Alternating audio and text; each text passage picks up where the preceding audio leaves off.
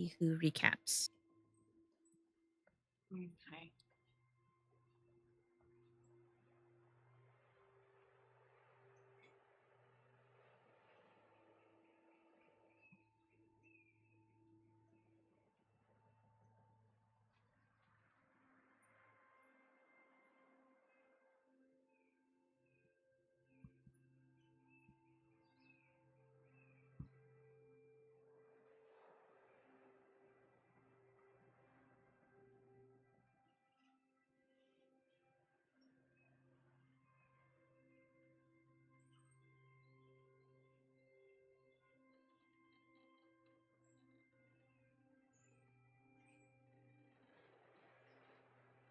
All right, Ayre, you could tell us what happened last week.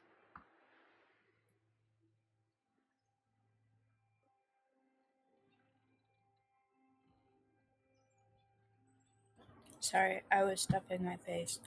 And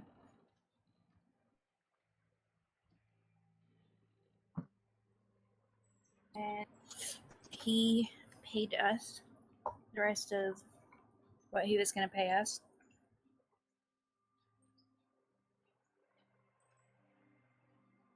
Set us loose and said he'd be in touch if or when he had more stuff.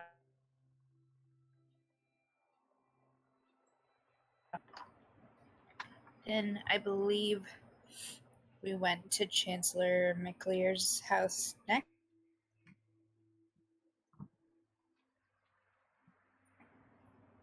Which I can't remember which was first. I think it was the Chancellor's house. Where we talked his glasses and we're like, we think your husband's probably dead, sorry. But she was very helpful. About some information. And said that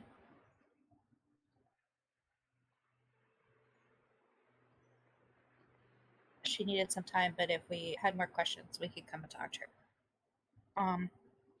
Then we went to the temple. We talked to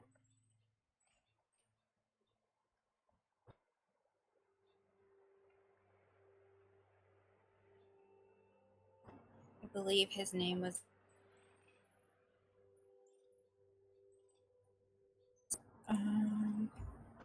gosh darn it. Of course I'm signed in as the wrong person. Anyway, we talked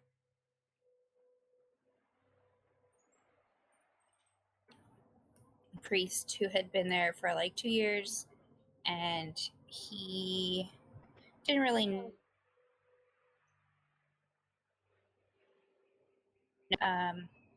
Ayre kind of got a little bit of information out of him about like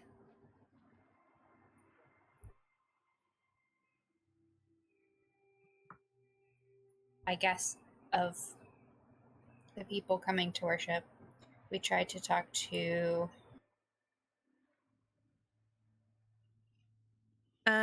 Amanda, you keep like kind of cutting out. And so like we're losing information. You kind of keep cutting in and out.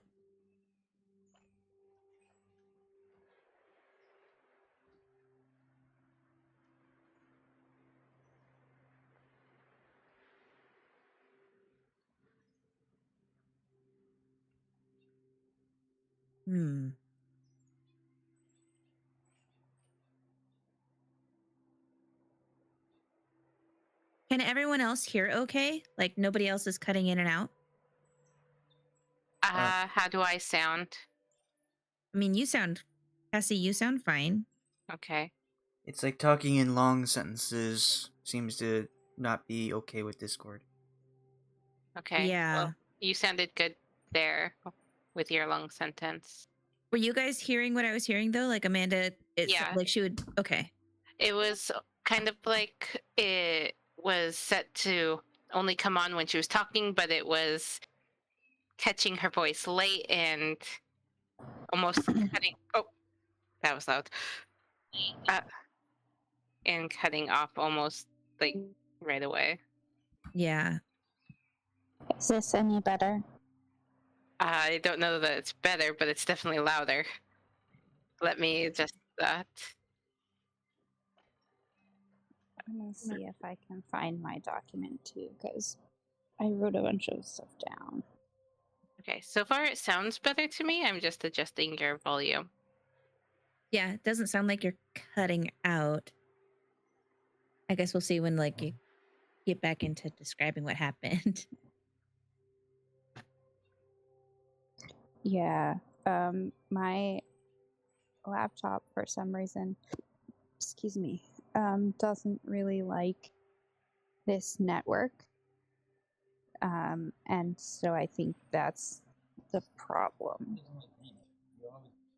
No, it's this one specifically, it just really, really hates.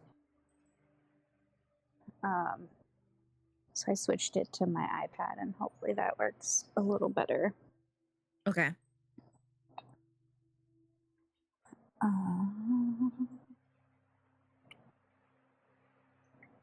Once this loads. There we go. Okay, so what I was saying, did you hear any of it or should I start over? We You heard heard- bits and pieces. We Okay. heard, went to the mayor, he paid us, we went to the chancellor's I'll house. start over. Okay. We went to the mayor. He paid us. We talked with him. He gave us a little bit of information about the forest and what he knew. He didn't have anything for us immediately, but he said he'd be in touch if and when he needed more assistance looking into things. He also told us that if we went to the Shaddy Shay, we could get free room, but that did not include food and stuff, so we had to pay for food.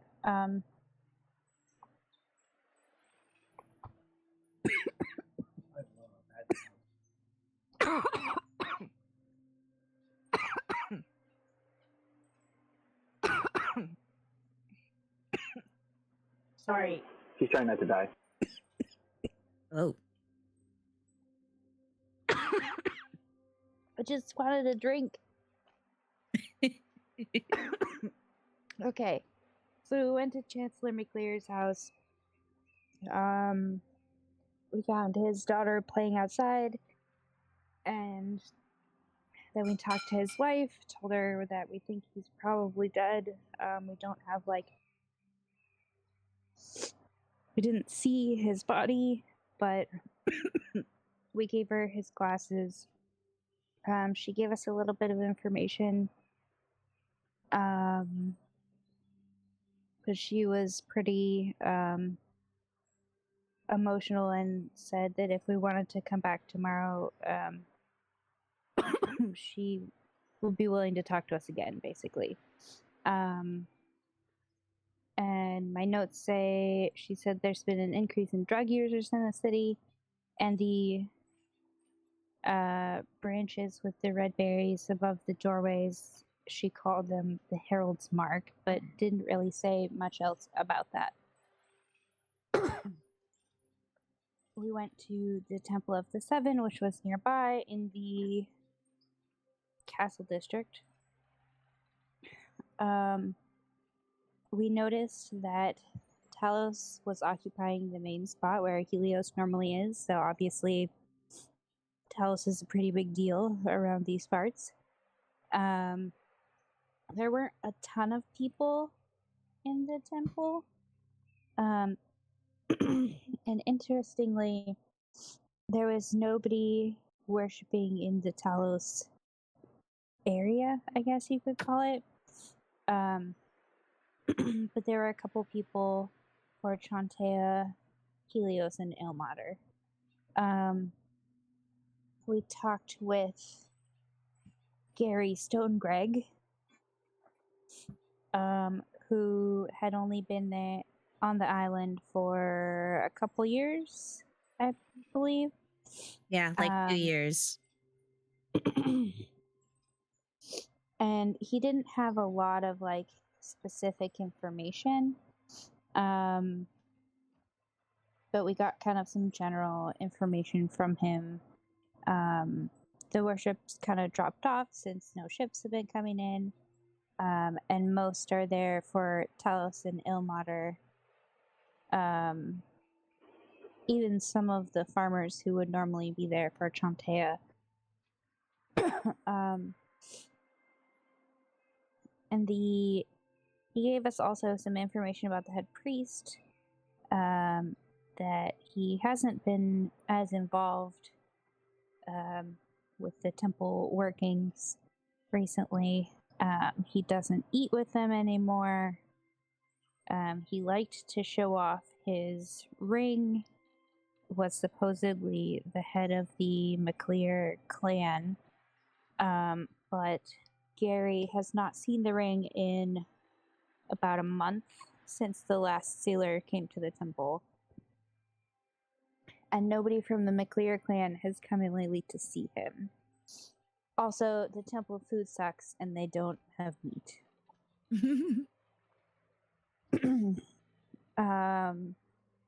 We tried to talk to the head priest. He told us that his ring was sent off for polishing. But we also know, several of us saw in the painting at the portmaster's house, that the portmaster was wearing the ring. And that is the ring that we found on the creature in the house that we think was probably the portmaster. So there's a little bit of confusion there that we have to clear up. We went to the Shady Shay, where we have Beric, the barkeep, who is the head of the McOldlar clan. We have Derek, who was an old retired sailor. We talked with several of us talked with him and the people he was sitting with, Esmeralda and Carl, who have been on the island for a couple years, trying to help out the mayor. It had kind of like a cheerful atmosphere, interestingly. Not as much of like a sense of dread as everywhere else. Ayre talked to Beric and got her McOglar tartan. And then they all had some food, which for most of them was really expensive, and for Ayre was super cheap, but she gave him 5 gold anyway. And then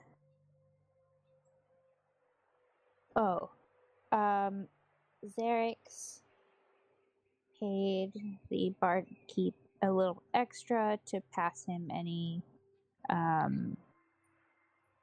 rumors, knowledge. I don't remember exactly. Information. And he did bring Xerix a piece of paper later, which was not shown to the rest of the group. I think we talked amongst ourselves a little bit, and then Ayre and Shadow, I think, came with. Yeah, went Shadow to, went with you to the market. Went to the market real quick. On the way back, they saw some more of the red priests.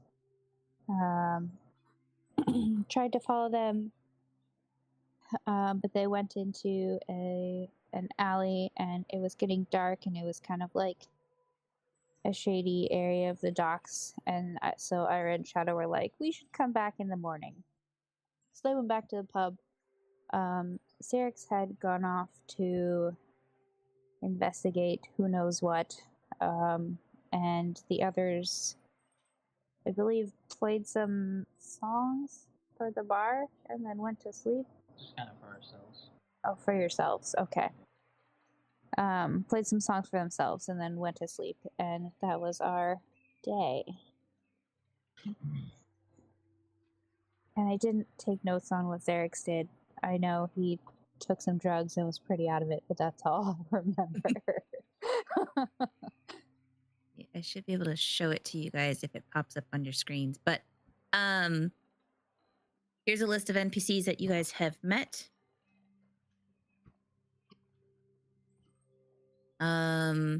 Hopefully help keep track of the names, because I understand that you guys have met a lot of people. You don't know if they're important or not. Mm-hmm. A lot of similar names, so this is very helpful. Well, yeah. Especially when there is Barrick and then Derek. Derek, Dee Dee.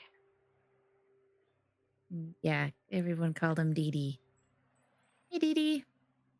And then his party, his adventure party, Esmeralda and Carl. Mm-hmm. Carl. Esmeralda, blah, blah, blah, blah, blah, and Carl. Yeah. Harry raised your dwarves? How many dwarves did you have? No, he. Oops. Oh, it's supposed to be raised by dwarves.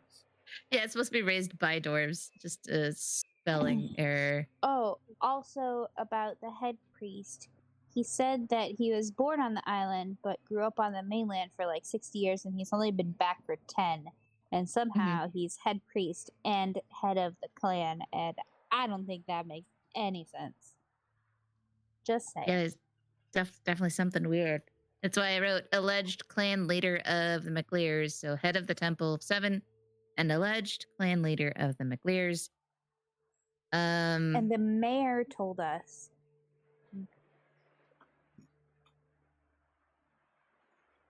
Interesting. Sorry. The mayor told us that the portmaster was not the head of the McLear family. Yes. So I'm wondering if maybe that was like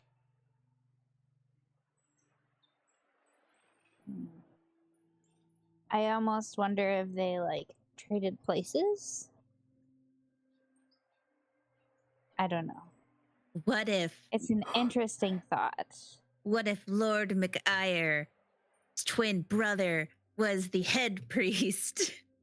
And And that's they why he had switched the ring, lives. and he was the one that died. It sounds like so a sitcom. the portmaster's still alive, and he's posing as the head of the priest. temple. And that's why he doesn't have the ring, and he's not participating. Sorry, that just occurred to me. Not that I think that's true, but I don't know. You never know. You never know. Okay. So first, we're going to do Xerix situation. I gotta move everyone to the tavern.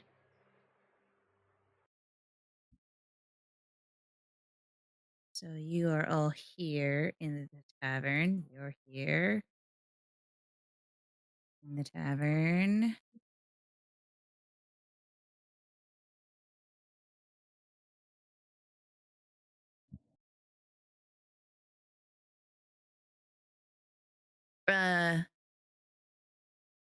So there you all are.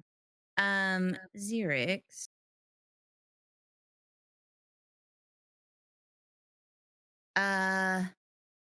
So I'm going to quickly summarize what happened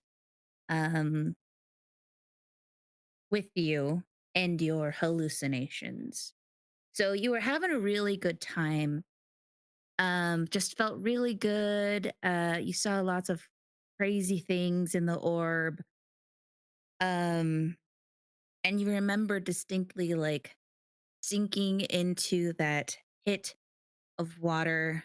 And then you were in the ocean and you were swimming along, and there were all these sea creatures like coming up and talking to you. And there was like a fish that was like, "Hello, oh, new friend," and just madness. But you were having great fun until you sunk all the way to the bottom of the ocean. And in the bottom of the ocean, you see a large stone temple full of the drowned that you had seen before. And as you get the sense of, this isn't good. Things are getting scary. They all turn to you and they say, you shouldn't be here. It's not time yet. And they all start swimming towards you. And you feel yourself trying to swim up, but something is weighing you down. And you realize it's the crystal orb that's weighing you down. And so you drop it. And as soon as you drop it, you immediately float up to the surface of the water. You're not swimming, you're just floating through the water. And you pull out of the beach of the waves. And on the beach, you have a vision.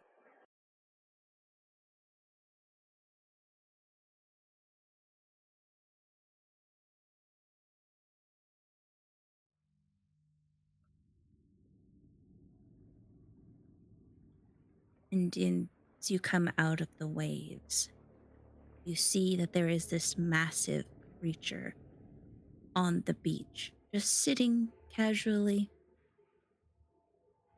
And you see that there is people approaching this creature. And they are approaching it as if it is a dear friend, despite what this creature looks like. You're able to see what I want you to see, right? I see a couple people, Okay. and You there's see the this creature. thing. Okay.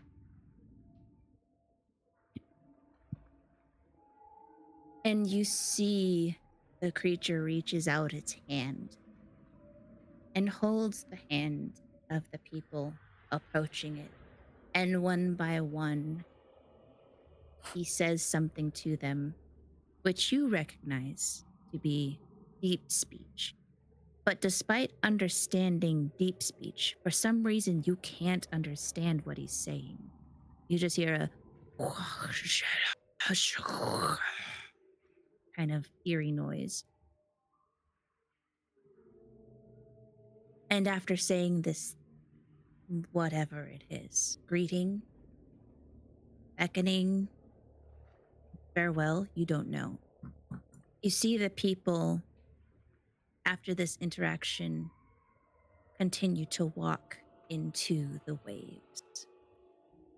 And you see that they're not swimming, they stay sunken as you see their waves crash over their heads. And then it fades to black. And you arrive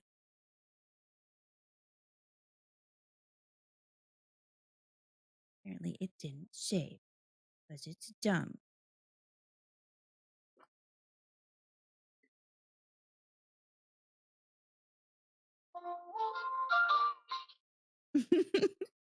Oh God, what is this nightmare? What is this? Oh man, this trip's really bad. I mean, it was okay before with the creature, but now. And now I don't feel safe. Oh my gosh, where is it? There it is. Hee.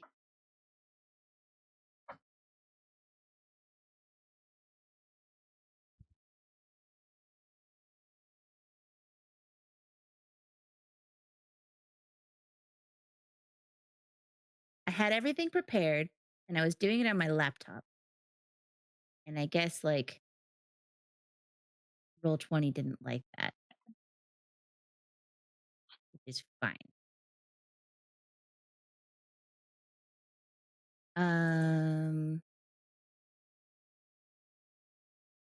Okay. Now I can move you there.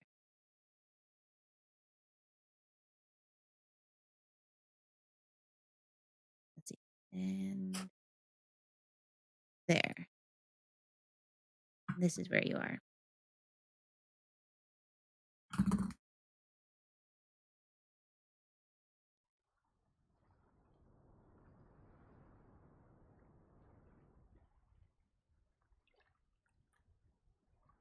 Is this... This looks like an underneath a dock or something? Or like... Mm-hmm. Okay. Yep.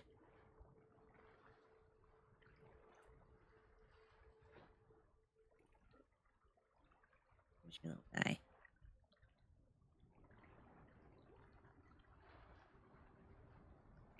You wake up from raindrops hitting your face, and you immediately feel a splitting sensation in your head. As you peel your eyes open, you wince as the daylight, even though it's overcast, still stormy, stings your eyes. You look around to get your bearings, and yes, you realize that you are indeed under a pier. You assume that you must still be around the docks. But you go to pat your things, make sure you have all your stuff, and you realize you don't have the orb. And you distinctly remember having an anxious paranoia of losing that orb. And if you lost it, only bad things would happen. But you don't have that paranoia. You feel actually quite calm, despite losing that. So you can remove your madness that you had. Go ahead and clear that away. You do have a point of exhaustion, though. And in your character sheet, you should see that I have added the exhaustion tracker.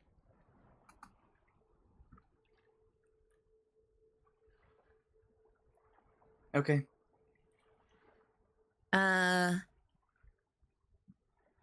And you go to pat your pockets and make sure that you have everything else. And you realize that you are missing not only the crystal ball, but all of your gold, your rapier, your short sword, and your wineskin. And you find that you are also missing your backpack.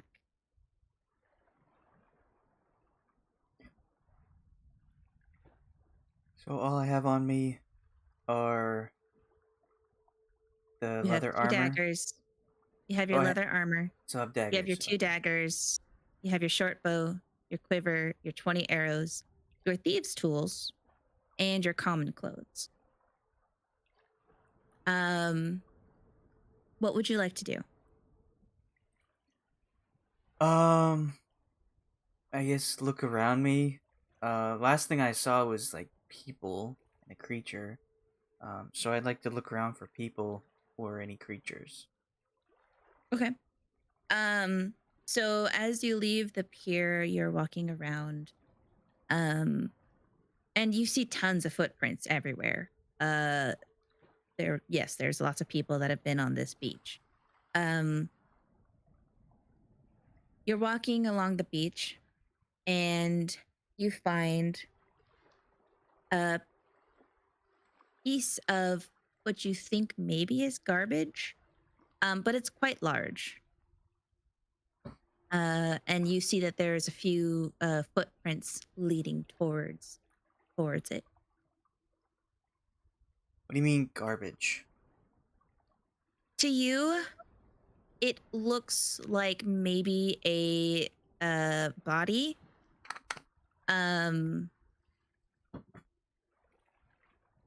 Or perhaps, but it's too big. It's too small to be a human body, like the size of an adult human. So you're like, maybe it's a child body, or maybe it's just, a rock. You really can't tell from the distance that you're at. It's about, I would say, probably like 100 feet in front of you. Okay. Well, it's the only thing I see, so I'll go towards it and examine it. Okay. As you get closer, you realize that it is a bag. Even better. I will examine said bag. Okay, so you approach the bag and you open it up and you realize that it is your backpack. There are a few things just kind of scattered around it. Your candle, like your crowbar. It appears that somebody went through your backpack and just realized it was full of nothing important to them, and so just tossed it aside. Yeah, that's right. It's all full of junk. My junk. So you can add your backpack back and all So of those items, but you are still missing your rapier, your short sword, your gold, and your wineskin. somebody's gonna have a bad time with that flask. I need to ask what you kept specifically in the flask and if it had any specific properties. It, um, well, I have the description of what it was, what the flask was. Um, this is why I was asking for a graveyard, because I was running out. It's a wineskin that refills when interred, which means to place a corpse in a grave or tomb, typically with funeral rites. When interred with a dead person for a night. Um, so it's basically a refilling wineskin that needs a dead person to refill. Okay, so you kept wine in it, or did you keep No, something else in it? Okay. I kept poison inside of it. Poison from my homeland. Kind of a sentimental thing that I wanted to keep around, reminding me of my people. Do you happen to have the stats for said poison? Like, what are the effects of if a normal person drinks this poison? Um, If you don't, that's okay. We can go over that later. I did. It is. I believe the cheapest one was Assassin's Blood, and it's just 1d12, DC 10 con save, or 1d12 and poison for 24 hours.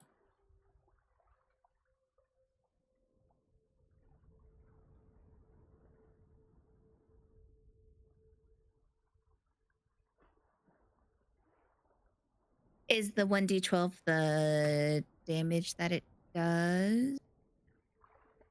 Yes. Okay. I'll just link the whole thing.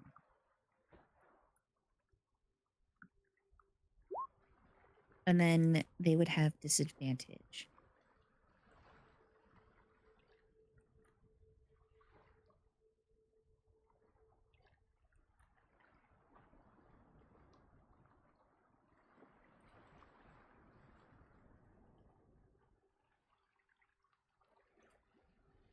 Okay. I guess you have the last laugh, don't you? Do I though? Do you? All my It was worth it. money and my sentimental gift from home is gone. Your hope is that, like, I'll know who took my stuff because I'll find a dead body. Not exactly kill them, unless they took a lot of it. I mean, how full was it? It was almost empty, because that's why I was looking for the graveyard to Okay. inter it. But yeah, so that is where you are. You find your backpack. You see a bunch of footprints.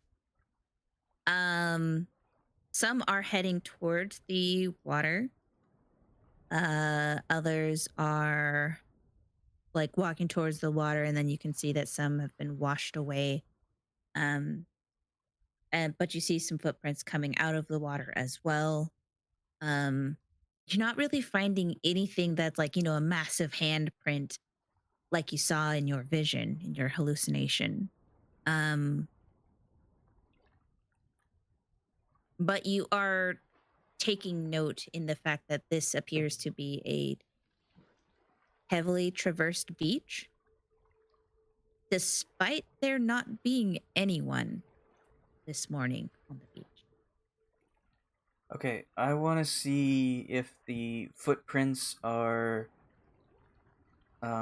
Is the person like lifting up their feet and walking, or is it kind of like heavy footprint and then dragging, and then heavy footprint and dragging? Go ahead and roll a perception for me. Okay.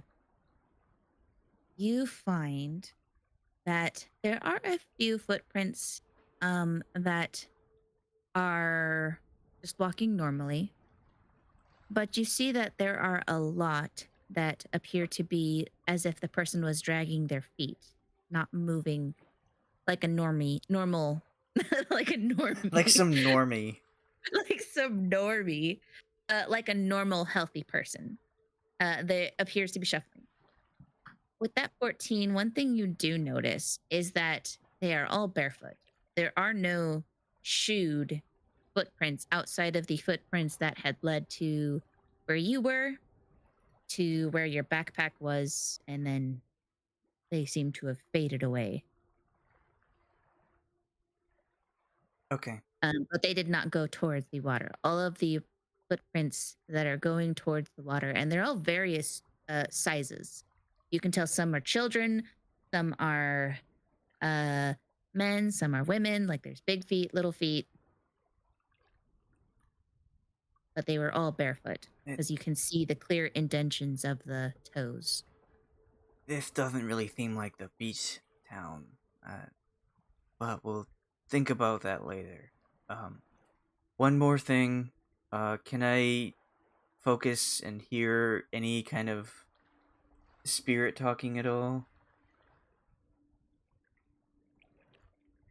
I'm going to say not right now Okay. because your head is pounding. You don't feel great at all. No. Like this is one of like you feel like you're normally not a person who gets hangovers, and you're pretty sure this must be what a hangover is. Like that is kind of what you're feeling. Like this sucks. This is awful. I hate the light hurts. It's not even that bright out. Yeah, So yeah, you can't really hear the spirits. that's fine. I just wanted to double check, and that's my last thing before I head back.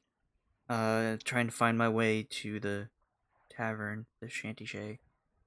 Okay. Right.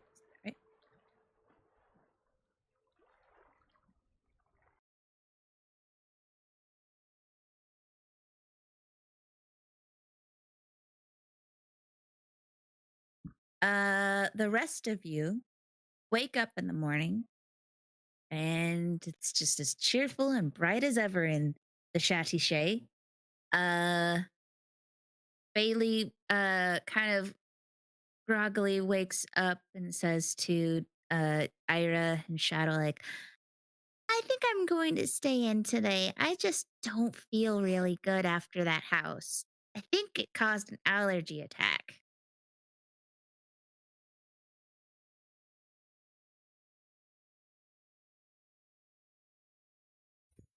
Stay in bed. I'm going to Okay. go get some breakfast.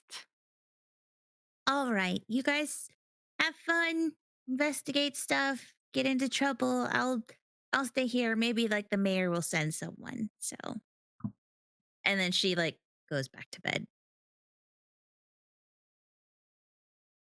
What do the rest of you do?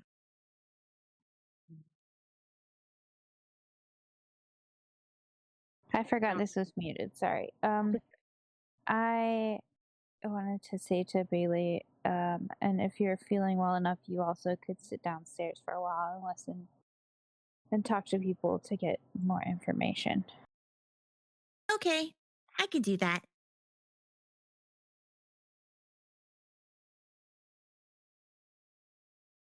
And with that, I'm assuming the rest of you just head downstairs to get some breakfast? Yes. Yes. At least Shadow does. Okay. Geldloth, you wake up in the morning and you see that the bed that was reserved for Xerix is still made.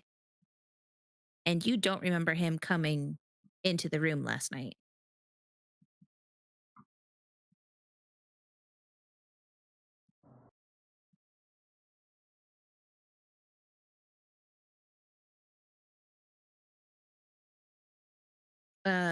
I'm assuming you're also heading downstairs?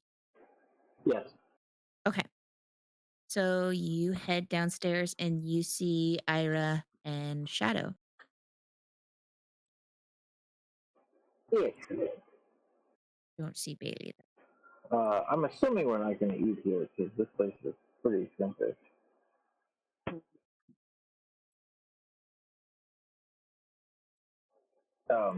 Just out of curiosity, like, how expensive would the room be if it wasn't comped?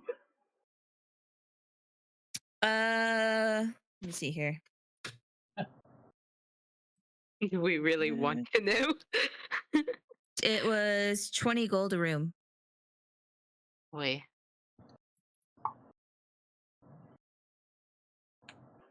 Bonkers. Yeah. So, and you guys have the room for a week, pretty much. Okay.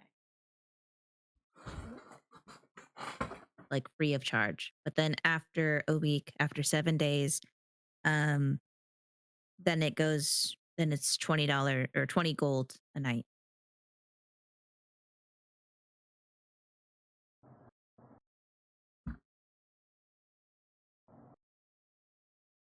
So what all you do? Um. Hmm. Don't really want to eat breakfast here because it's so expensive. Um. Hey, Ira,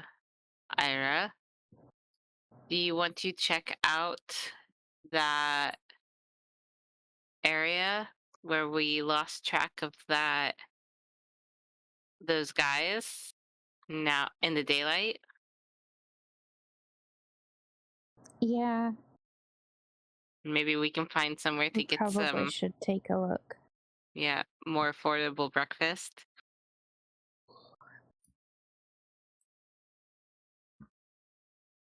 Sounds good. Okay. As Hey, you I was gonna ask, hey,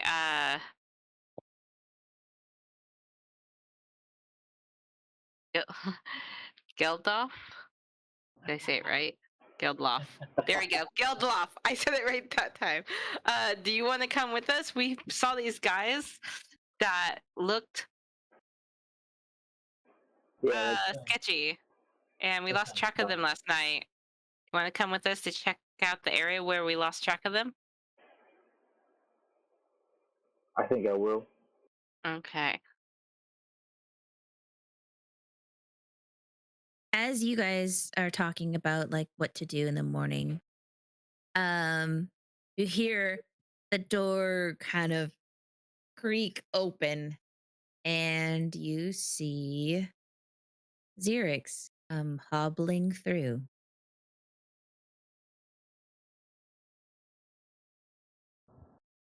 Um.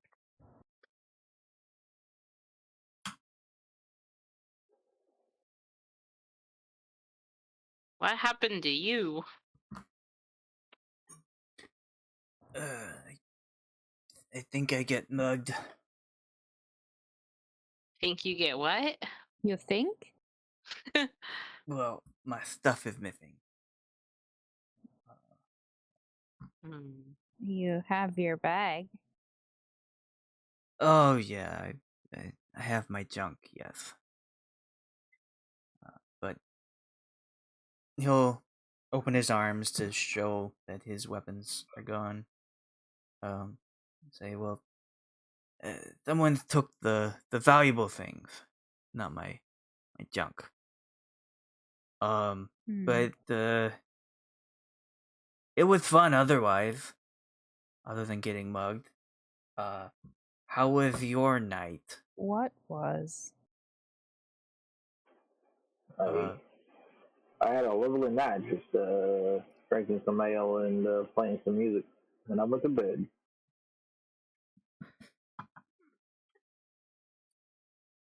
ooh, that sounds fun. It seems like you're headed out somewhere. Where are you going? To check out someplace that we didn't want to go last night with just the two of us. Uh, is this something you would like to discuss elsewhere, or can you tell me where you're going now? I mean, it's just an alley nearby. There's not really much to discuss. We haven't looked at it yet. Okay, I'm just gonna grab something to go, and then I'll meet. I'll join you outside. Yeah, that All sounds right. good.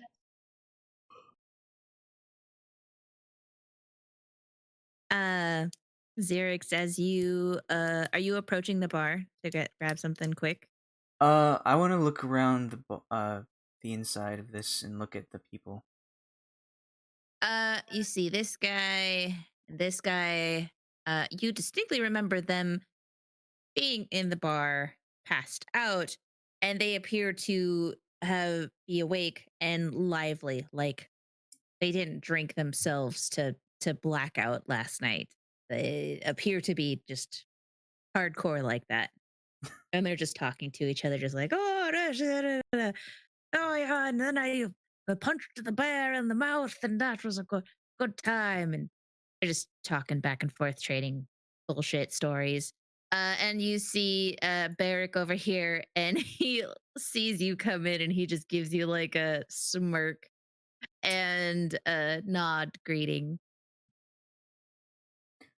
Um, do the two that are talking, do they have something that they're having for breakfast, like any food or drink? You see that the dwarf is drinking what looks to be some kind of alcoholic beverage. Looks like it's something in a stein. And this guy here is eating a loaf of bread with some butter and cheese on it and jelly. Okay. Um. Uh. Never mind. I'm just gonna go with you. I'll follow the group out. Okay. Where are you guys wanting to head to get breakfast? Uh, is there any? Let me bring up the map. Here, I can take you guys to the map. Okay, so we just want to go across. Let me zoom in. Since that we're in a little area. So that little question mark above us, that's Mhm. where we lost track of the guys. And that's where we Yes. want to check out. So in these little, just right there, is there anything between us and the question marks? Maybe we can Not pop in there. not really. A lot of these buildings are like warehouses and merchant guilds. There's like a few like imports, exports of like, ooh, come here to get this stuff. You know, that when you were in the market square, there was like a lot of food vendors in the area. Um, there's also the Royal District across the main road. If you wanted to go opposite, grab a quick bite. I was thinking maybe just the market area. Yeah, the market. Do we want to eat first since we'd have to come back this way to check this out? Or do we want to check it out and then go eat? How hungry are we? I thought we were gonna check it out and then eat. I think that makes the most sense because then say it's Check it right out. there. Check it Yeah. out, then eat. Okay. Yes. So I will lead you to the alley.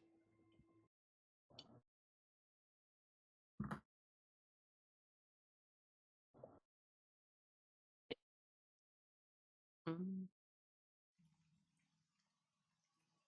Let me get your little tokens. Oh, Copy. It is peace. Here are your little tokens.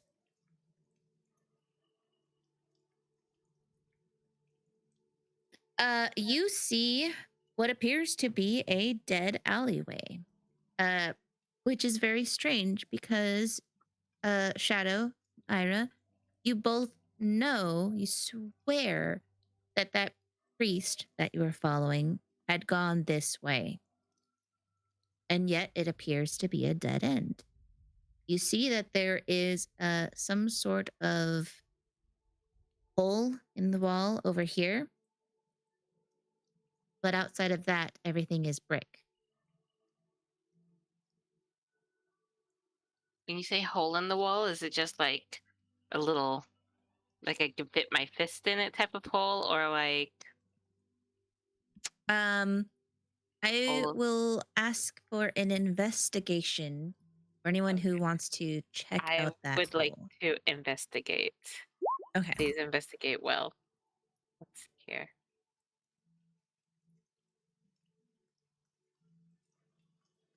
Hyra, I'm not sure what I'm seeing. Can you come investigate with me?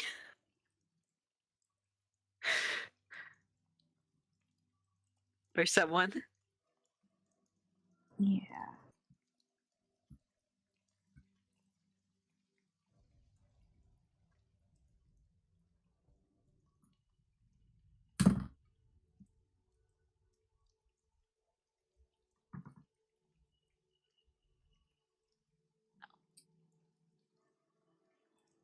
Hopefully it's sufficient.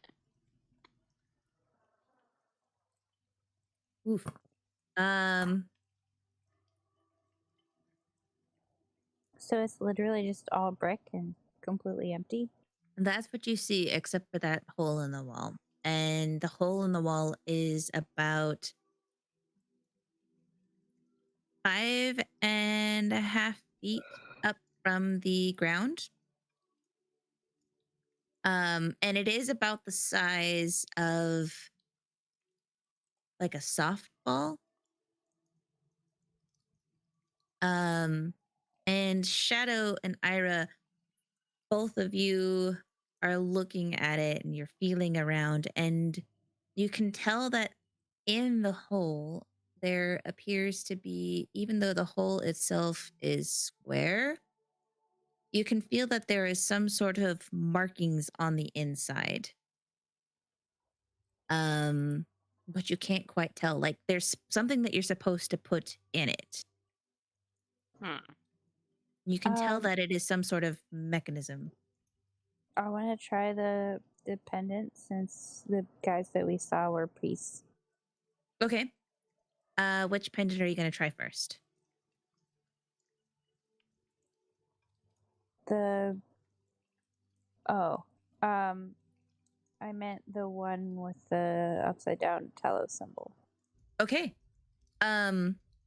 So you pull the Talos pendant with the upside down symbol up, and you feel that as you look at it and you look at the hole, you kind of see that, like, yeah, this looks like it would fit in there. Like this is like a perfect match. And you put the piece in, and you feel like a just nice snap as it snaps into place. But nothing happens. Hmm. Is it upside I down or right side up?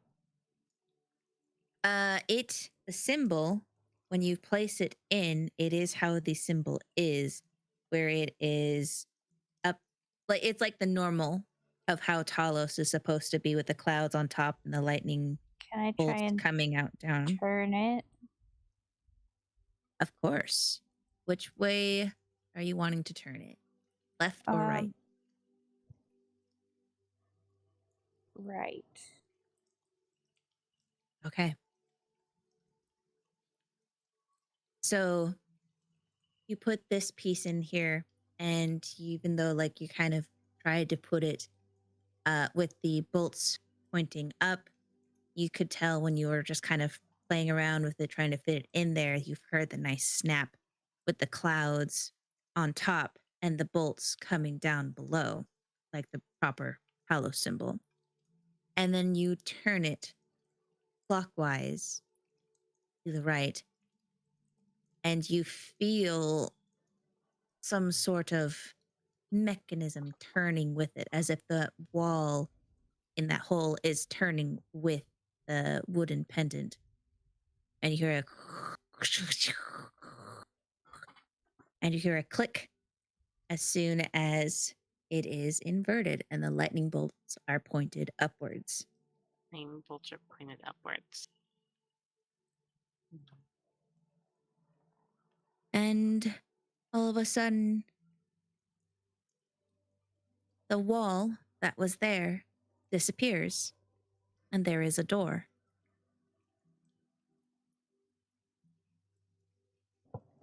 Ooh. Dun dun dun. Do do do do do. What is the Zelda sound for when you find something secretive and hidden? Da da da da da. Yeah. that. Do-do-do-do-do-do-do. You all hear in your heads a do do do do do do do. Okay.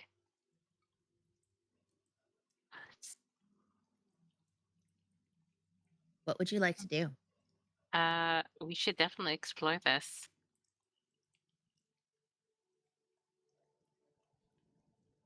I say as I wait for someone to go in.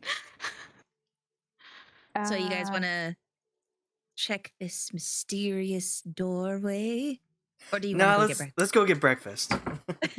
Screw this plot this development. is- We'd have to come back. Hold on, we gotta go get breakfast first. Well, if no one's just going in, Xerix is just gonna Alright, walk straight in. I'll try the handle. Okay, you guys are doing this. Let me get the map. Bei-leigh, where'd you come from? Oh God! Bei-leigh, get out of there. She's doing that thing where she's just suddenly behind you. Who, Bei-leigh? Yeah. I didn't know you were here. Why are you talking? Here we go.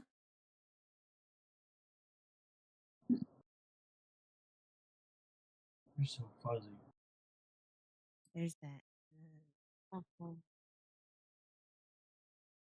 raining down.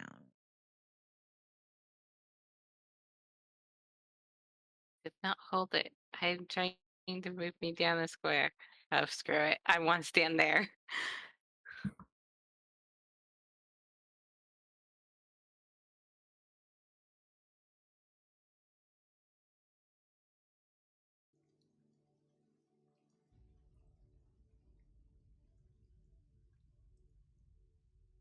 Okay.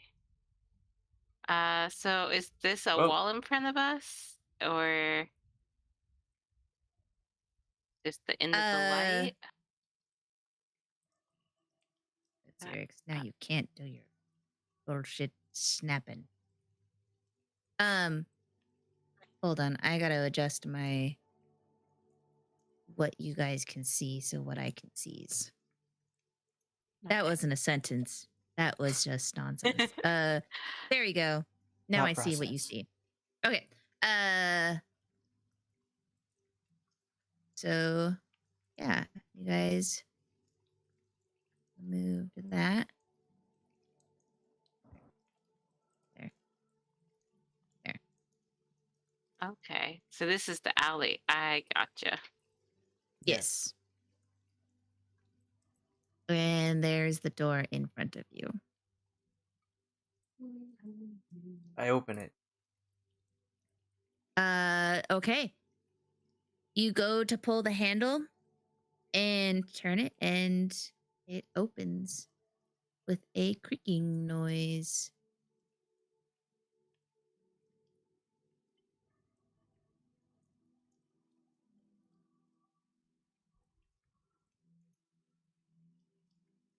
And you see a woman standing here holding something. When I see that, I'll go back outside. Say, tread lightly. There's still people here. I don't know if we're supposed to be here or not.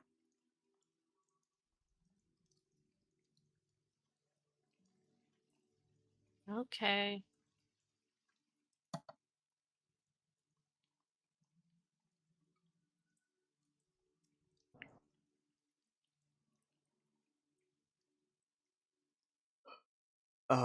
Okay. Nobody else coming in, so I guess I will go ahead and sneak inside. No, Okay. I'm coming in too. Just moving slowly. Ignore that. Good.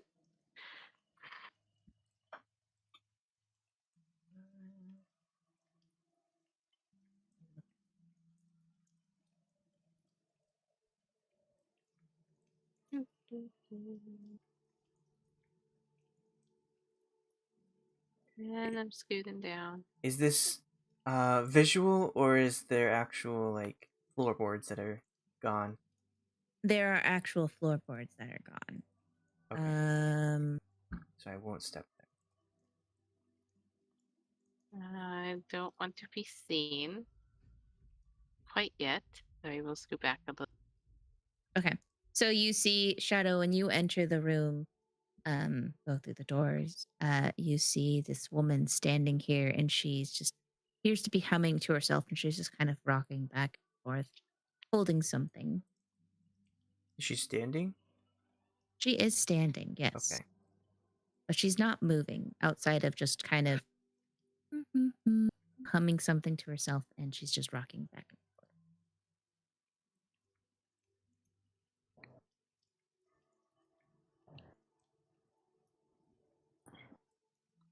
Okay. I guess I'll be quiet and approach. Okay. Go ahead and roll a stealth for me. All right.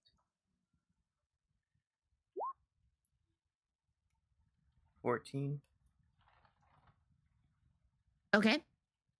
You are silent as you enter this room. And despite the rough floorboards and you understanding that, like, okay, this kind of, bad repair to buildings usually means squeaky floorboards, you are lightly able to walk across and approach this woman. She has not noticed you. And as you get closer, she's just kind of humming a song to herself. Just a Can I appear over her shoulder and see what she's holding? yes. Go ahead and roll a perception for me.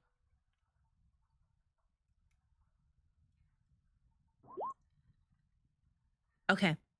So you get on your tippy toes and just kind of look over her shoulder, and you see that she's holding some books.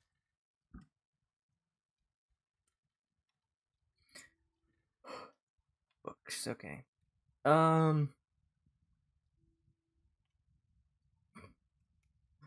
I'll look behind me at the rest of the group and kind of wonder where everyone is. Kind of shrug a little You bit. s- you see Shadow behind you, and just past Shadow, you see Ayre.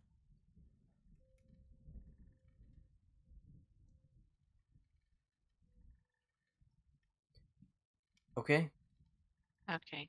I guess I'm going to do a stealth as well and go further into the room. Okay.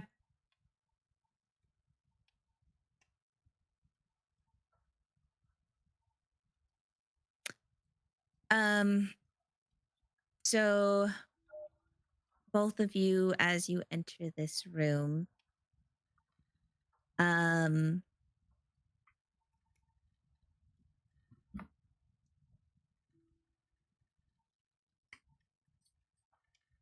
you both see that there are no hallway, or there are no windows. There are doors in this area, and it is quite dark. There are no torches lit at all. But there's just this woman standing here in the darkness, humming to herself. Both of you are able to stealthily approach her, but she has not noticed you yet. Can I tell if she's human? Yes, she is indeed human. Okay.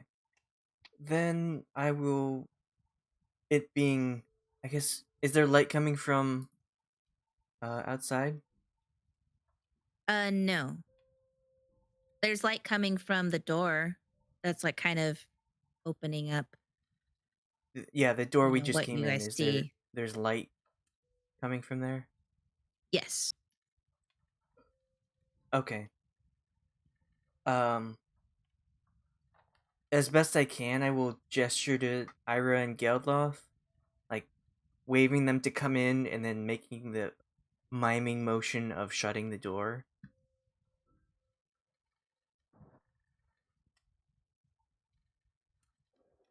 Okay.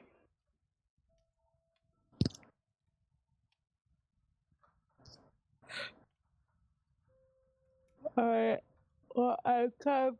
Is there another door? I'm kind of already in the door. I guess I'll move forward.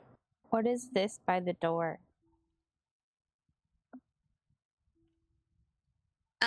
So this looks like it's some sort of greeting area, like an office or an entrance way. You would see Like them in the like, secretary.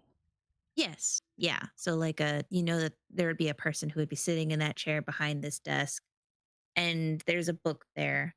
But the book doesn't seem to have anything in it, but it's like a guest book. I take it. Okay. You take the guest book. I wanna look at it really quick and then shove it in my backpack. Okay. You open the guest book and you see that, yes, there are people who have written in it, but they've written insane things. Like there's one writing about how he saw a sheep stand up and start scolding the farmer for shearing him even though winter's coming. There's one about a woman who is missing her child. There's another about like what looks like maybe a child wrote in it and drew a picture of um, some sort of thing coming out of an ocean. Yes, insane thing. Insane things. Totally insane. I put the So crazy insane. So people book absurd. in my bag. It depends on your perspective if it's insane or not. Completely normal things. The book of completely normal things and no insane things in your backpack. Okay, did they close the door when they came in? You close the door? Oh, Geldloth did come in. Yeah, I'll close the door. Okay. Okay. Door Now is that closed. there are no lights coming in, I can assume now that I think this person is human, they can't see very well in the dark. So I'm gonna move around and like get in front of the person. Okay. Do they notice me? I want you to roll a Anyone who is approaching or trying to interact with this woman, please roll a investigation or an insight. What if I'm not necessarily approaching her as trying to go past her? Then you don't need to roll anything. Your stealth is good Okay. for this area. Okay. I'm just gonna This- stand at the end of the hall here. Okay. Geldloth, your insight on this woman, you are, with that 21, you see this woman has the same sickly features as a lot of the drug addicts in the docks area that you had seen in the street. And now that you're thinking about it, you realize that there weren't any beggars. There weren't that many beggars on the streets like there were during the evening. It seems like in the morning they just dispersed as if they were never there. But this woman appears to have the same features as one of them. Xerix, that investigation roll, you see that she is holding the books. And as you kind of, get in front of her and try to get her attention, you even see that she's just kind of looking just like she's out of it. She's dazed. Her eyes are glazed over. She is humming some sort of song and she's rocking back and forth these books like she were holding a baby.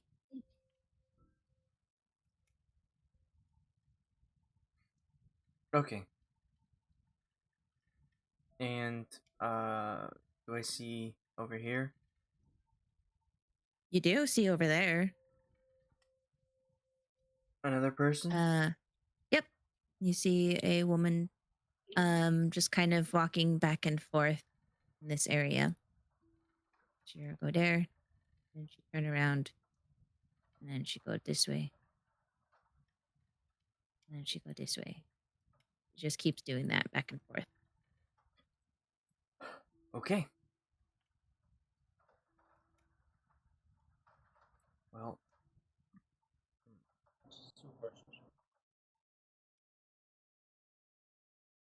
less cautious now that I am in the insane asylum. My fellow insanees. I'll just start walking around. Okay. So I Let's went see. to the end of both of these. I saw stairs. I passed. There any doors down here or any door like? Yeah. You see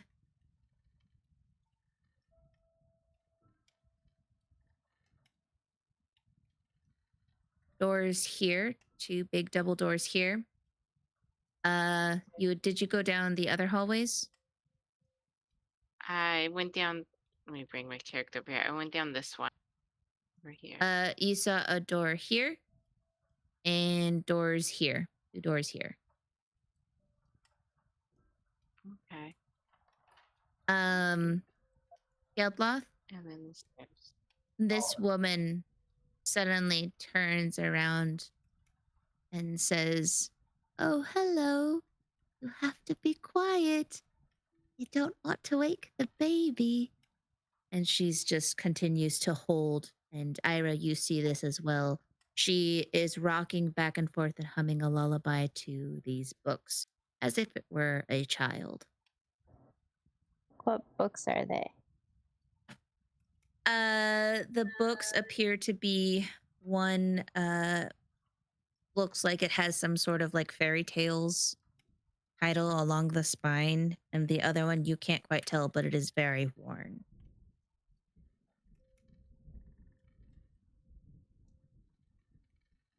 You gonna take this crazy lady's books?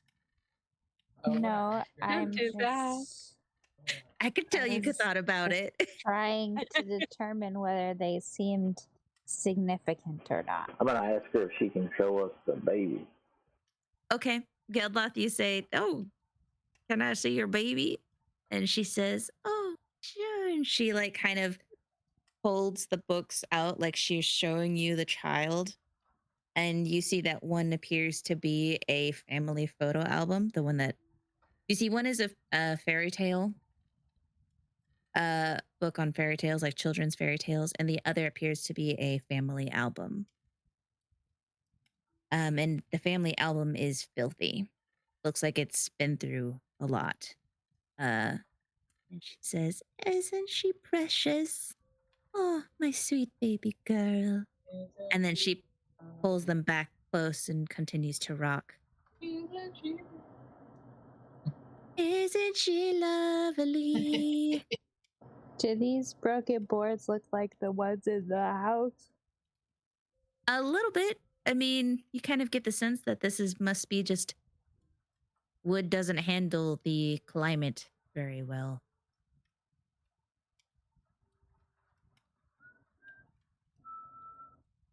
And Ira, as you go past, the woman holds up her finger to her mouth and goes, "Shh, you have to be quiet."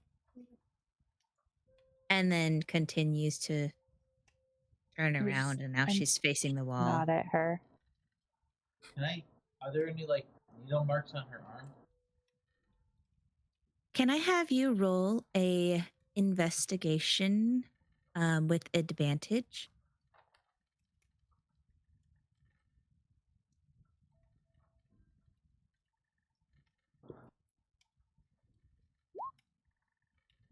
Nice. So you asked to see her baby one more time, and she says, "Of course," and she stretches out her arms. And when she does that, you know where to look because of the cadavers you saw in the house. And you see the same marks in both creases of the elbow, but they are swollen and bright red.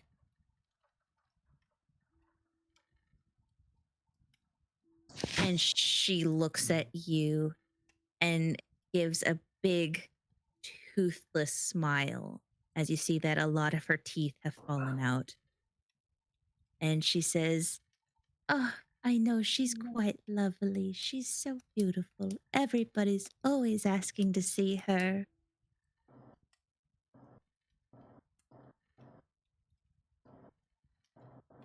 And then she goes back to humming, facing the wall.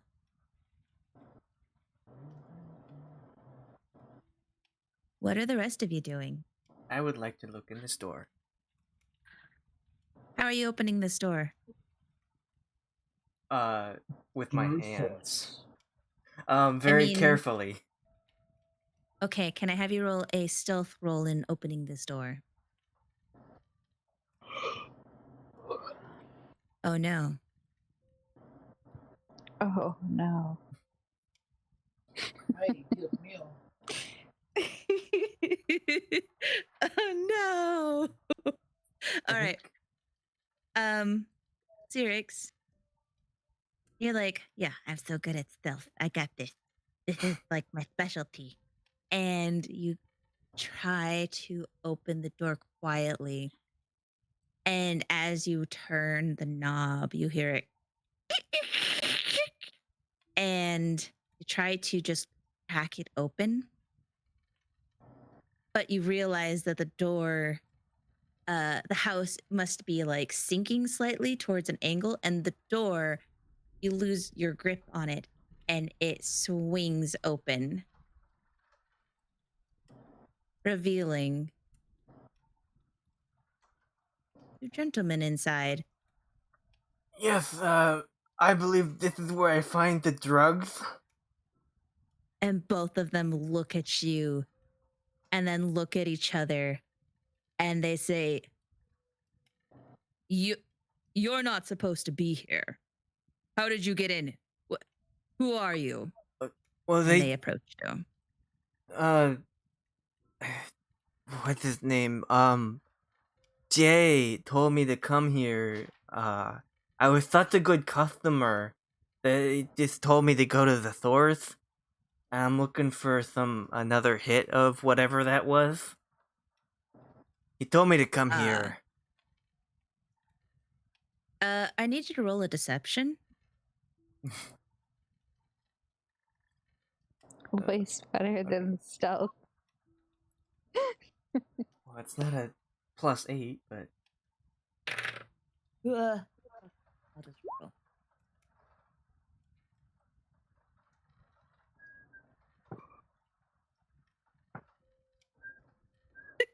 Okay.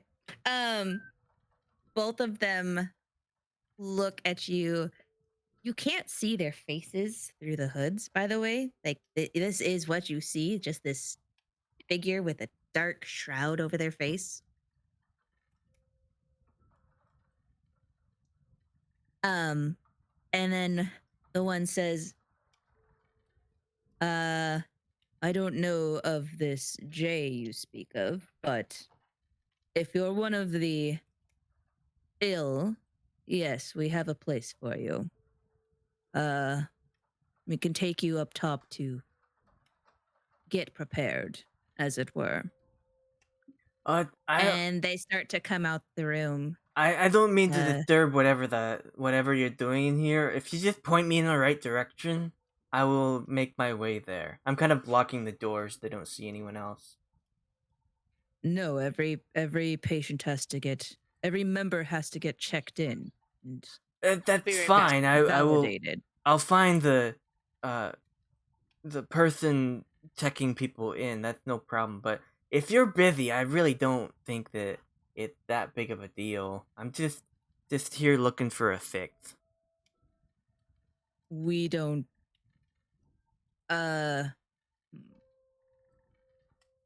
Just let us through, and we will help you with what you need. And this guy starts trying to push his way through. He is going to try and grapple you. Okay.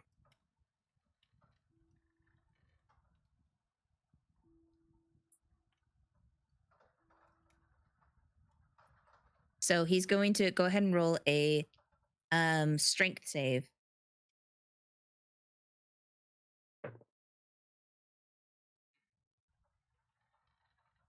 Nice.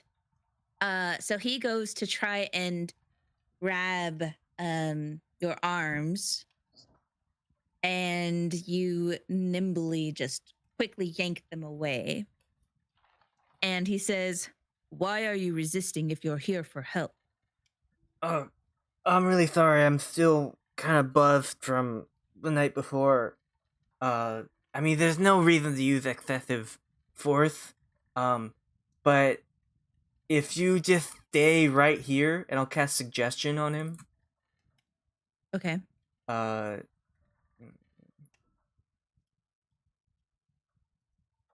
to 8 hours. Nice. What are you suggesting? Stay here. Stay. Don't move. Follow. Stay here. Follow. Finish your meeting. Well, I want him Finish to.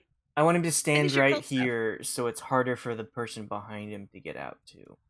Because Okay, I can so only you're telling suggest him one to person. stay right there. Don't Yeah. move.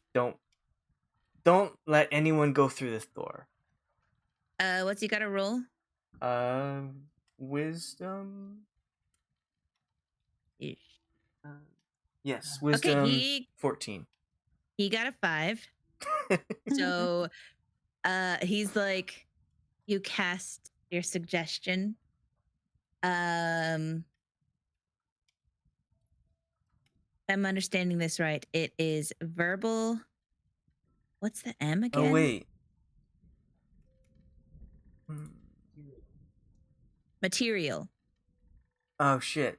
I haven't had a long rest, and I've cast it before, so never mind. I don't do that. Oh, okay. Never mind. You don't suggest it. I suggest it, but not in a magical way. You try to suggest it with your magic, and he says, "No, I can't stay here. I have to check you in." And you kind of, it dawns on you through your splitting head, like, "Oh, right.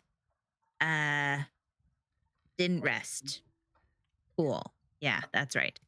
Um, I want to like turn around and like have this really frightened look on my face, signaling to the others.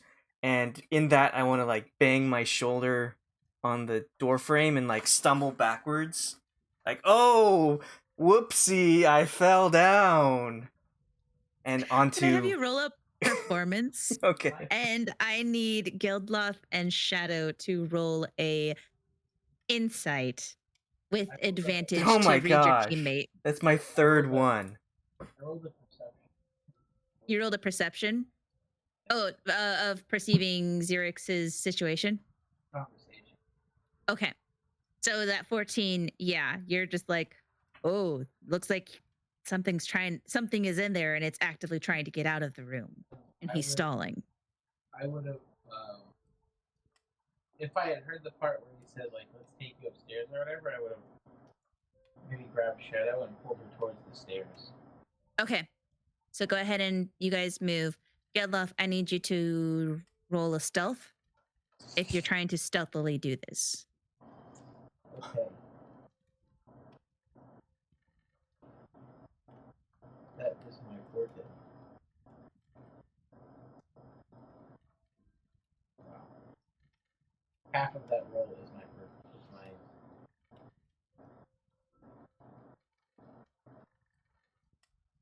I mean, technically it's Xerix's forte too. He just got a 1 and it gave him a 9.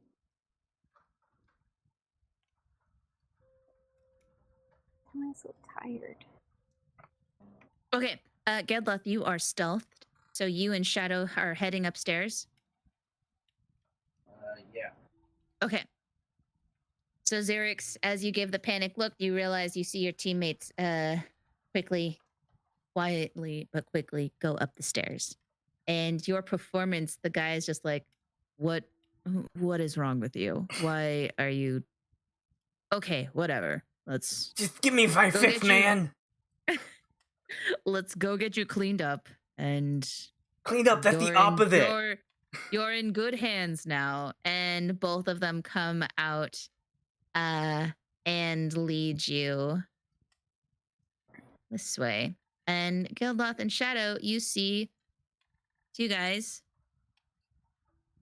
both dressed in the Talos priest robes, but with the inverted Talos pendant around their necks, coming out of the room and leading Xerix down the hall. I want to follow them once I can hear that they've gone far enough. Okay, go ahead.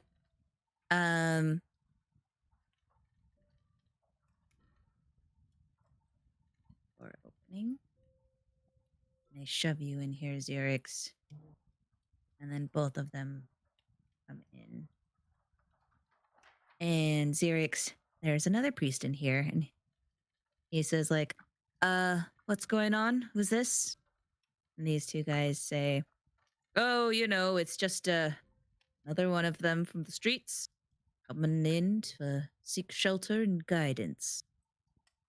He keeps talking about a J and getting another fix, but he needs to get cleaned up first. He smells awful. It smells terrible. And this guy says, all right. And you see, Xerix, that this appears to be a bathhouse. Despite the condition of this building, this room seems quite nice. Seems pretty clean. And there is a large bath full of crystal blue water. And this guy gets out and says, please enter the bath.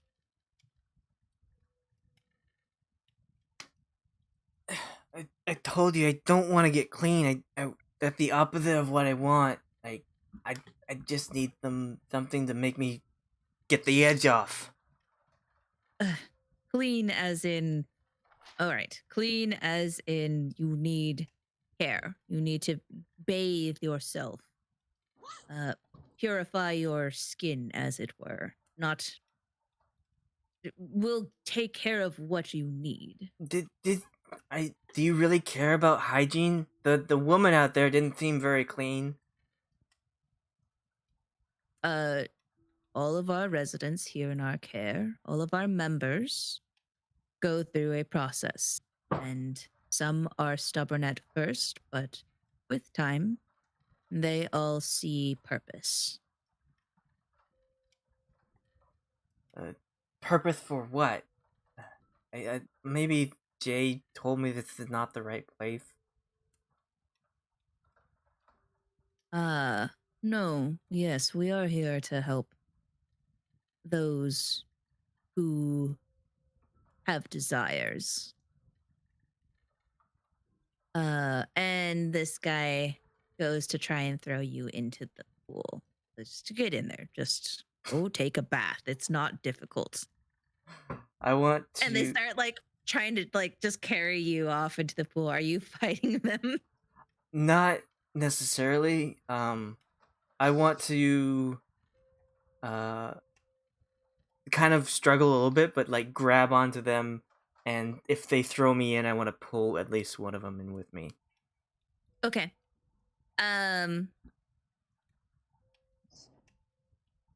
So Ayre, the door is left open. Are you trying to get close enough to hear their conversation? Yeah. Okay. Go ahead.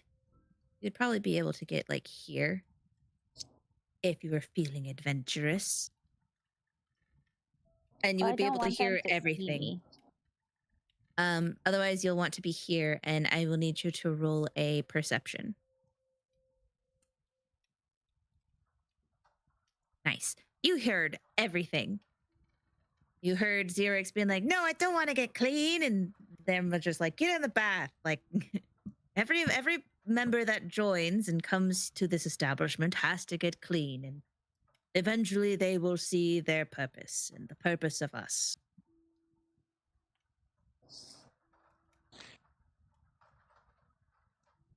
And you can hear Xerix is kind of putting up a fight. Like he's struggling a little bit. Xerix, you end up in the pool, and so does this guy. And his robes are soaking, and he's just like, Pool what the? party. And he like takes off his red robe so it doesn't like, you know, these reds are going to bleed into my whites. Oh, this is just. Can I see his face? Go ahead and. Oh no, I'm all wet. Oh my god. Don't you guys worship Talos like god of wetness? I'm so moist.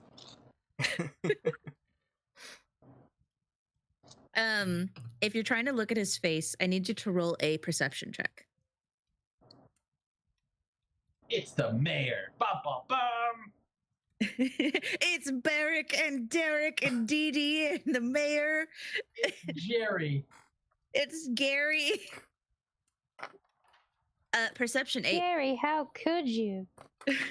Gary's the ringleader. Hey Gary's Gary, actually we the know each mastermind. other. I was trying to stick my head out or my neck out for you. Oh my god, Gary? Yeah, we're friends from work. So you try to look through his hood, but he's like trying to remove the red scarf. It's not a scarf. I don't know what it's called. Sash. There we go. Sash. Red sash. From his clothes so it doesn't bleed onto his white robes. And kind of hands it to the other priest. You can't quite tell what his face looks like, but you distinctly tell that it is humanoid. It's a face. It is definitely, there's definitely a chin and a nose and a mouth, a completely normal human mouth. It's better than no face. It's better than no face. Okay. Sorry, I'm back. Geldloth, Shadow, what are you guys doing? You saw that situation and you saw Ayre quietly go After down. how many people left the office? You saw 2. I'm gonna run down the stairs or as quickly as I can and try to peek in the office and see if there's still somebody in there. There is no one in there. And I'm gonna go inside and just. So hold on. This room. The door's open. Is it a murder pit?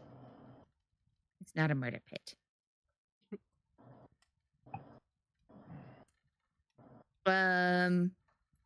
Okay. This small room contains a range of boxes, cupboards, and some tables filled with tatty-looking toys. Colored blocks, a skipping rope, roughly sewn dolls, and once brightly painted carved figurines. Against the far wall is surprisingly detailed and expensive-looking dollhouse.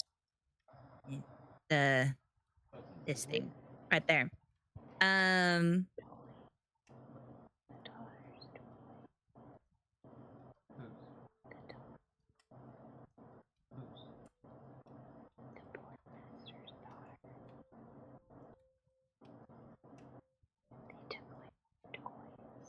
Why? They told her they had to burn them.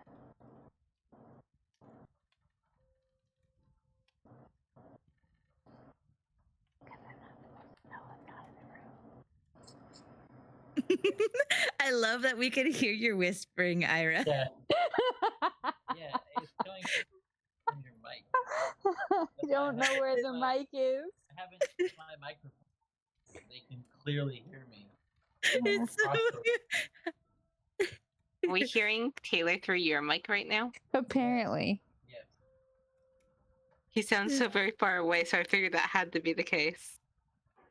Is this better? I can still hear him. So that's what you see when you walk into this room. I just want to look for anything that like seems important, like papers or whatever, and just kind of just without making it look like someone went through everything, go through everything. Okay, I want you to roll an investigation for me. Xerix, the priests, the one that's all wet, the other priests are just like, they're kind of snickering. They're just like, well, you might as well bathe him. Here's the soap and the suds and stuff. And they start like, they try and take off your leather clothes. Are you going to let them do that? Or are you going to be like, no, leave it on? I'm going to be a child and just make it as difficult as possible. Okay.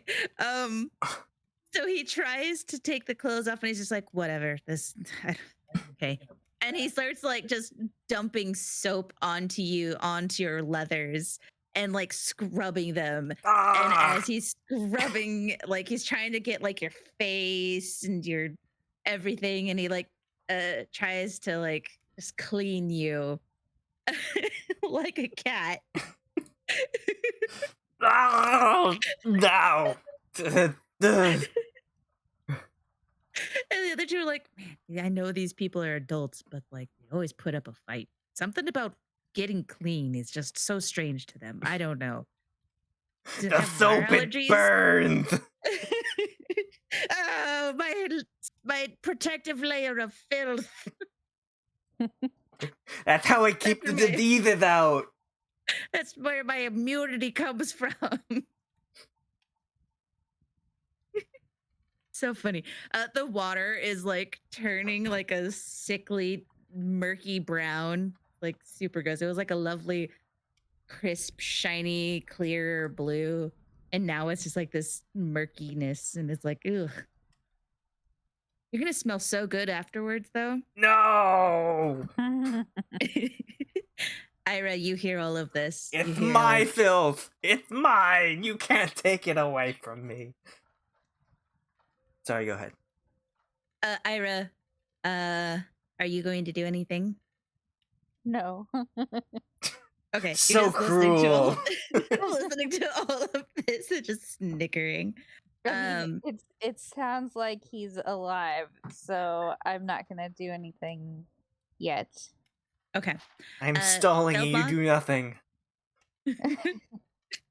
investigate the other rooms.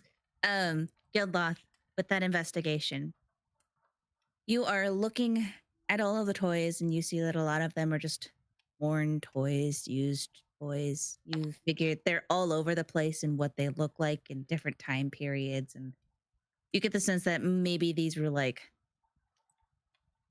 I don't know, donated or something. There's like no scheme to it. It's just all different random children's toys. The dollhouse that you look at, you realize that in the dollhouse, there is a room in the dollhouse that looks exactly like this room. And as you look further, you realize that the dollhouse has the same entranceway with the four aisles, the hallways connecting, and the alleyway entrance in the same house, in the dollhouse.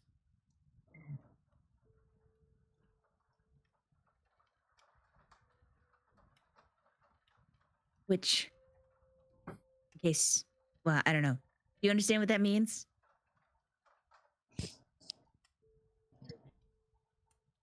Hello? Can you repeat it one more time? Sorry. Yes.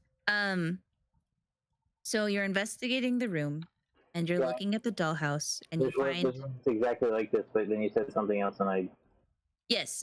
So with that room, since you see a room that looks almost exactly like the room that you're in, you follow the entranceway out of the room in the dollhouse and you see that the what you have seen so far is in the dollhouse as well, which leads you to believe that the dollhouse is a representation of the building itself.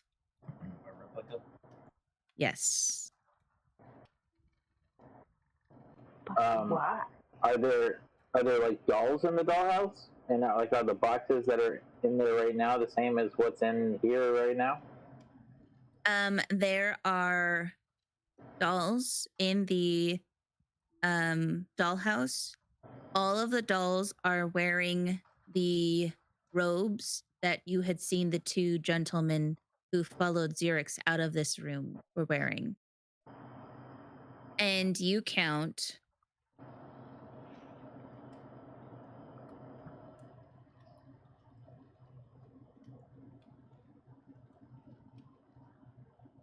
21 dolls.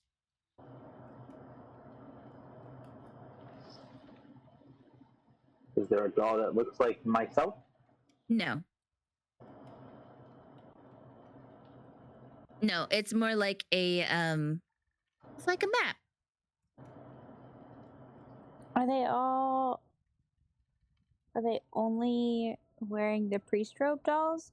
Or is there like a doll for the crazy lady with the book? There is not. They are only the priest dolls. There are 21 of them.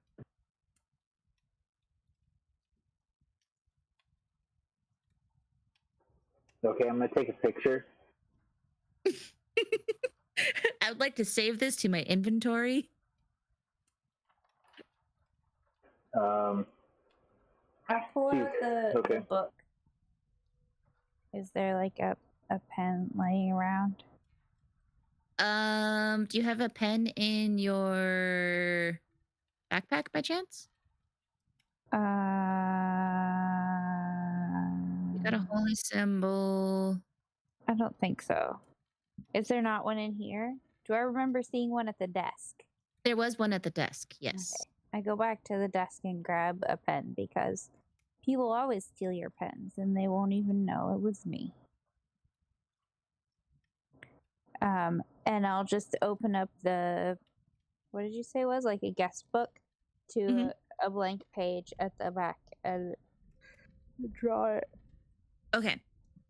So you see that on this floor that you are on, there is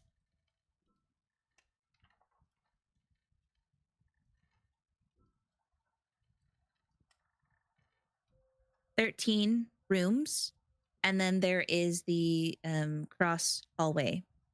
There are stairs leading up, and there were stairs leading down, but you realize that in the dollhouse, that appears to be a wall. So there is no door there. And you are Interesting.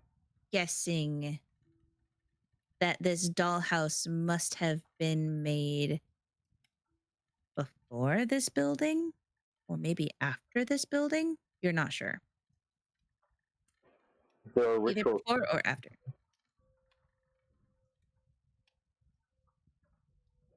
Is there a ritual summoning room anywhere on the dollhouse?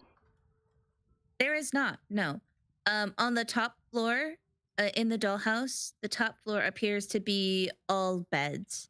It looks like that's where a lot of the people sleep. You see that there are 4 sleeping areas, and then in the center, at the top of the stairs, there is north of the stairs. There is a latrine. Then there is the stairway hallway, and then across from that stairway entrance is a room which has a large table and a large double bed, large full bed in there. And you see that the dolls are just all over the place. There's like, you count 21. nine dolls on the top floor.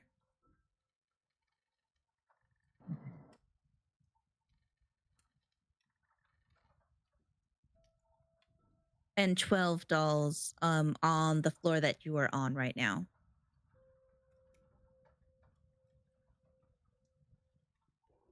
Okay. Is there anything else in the room that catches my attention? There's nothing else unless you're interested in some of the toys.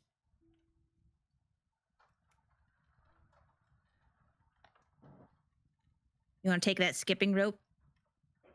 No, I'm good. Is there anything that seems like it might have come from a young noble girl?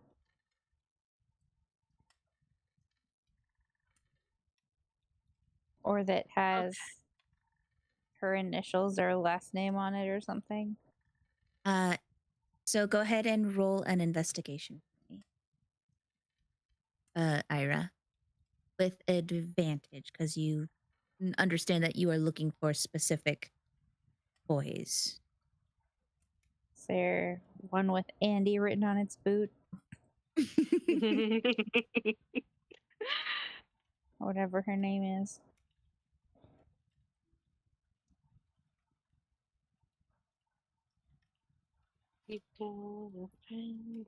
Okay.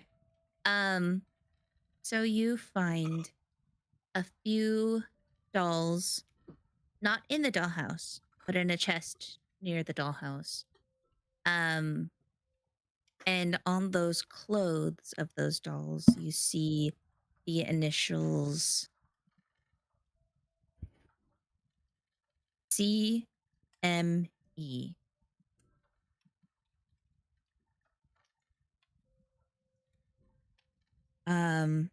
And then you find a teddy bear that is wearing a scarf, and embroidered on the scarf is the word Clara.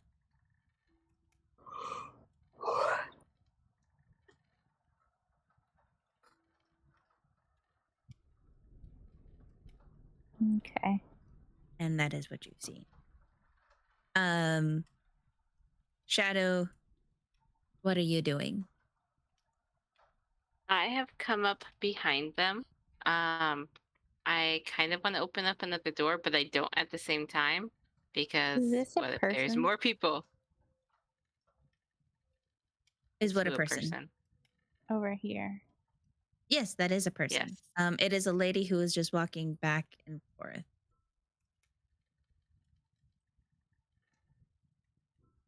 I want to walk over there.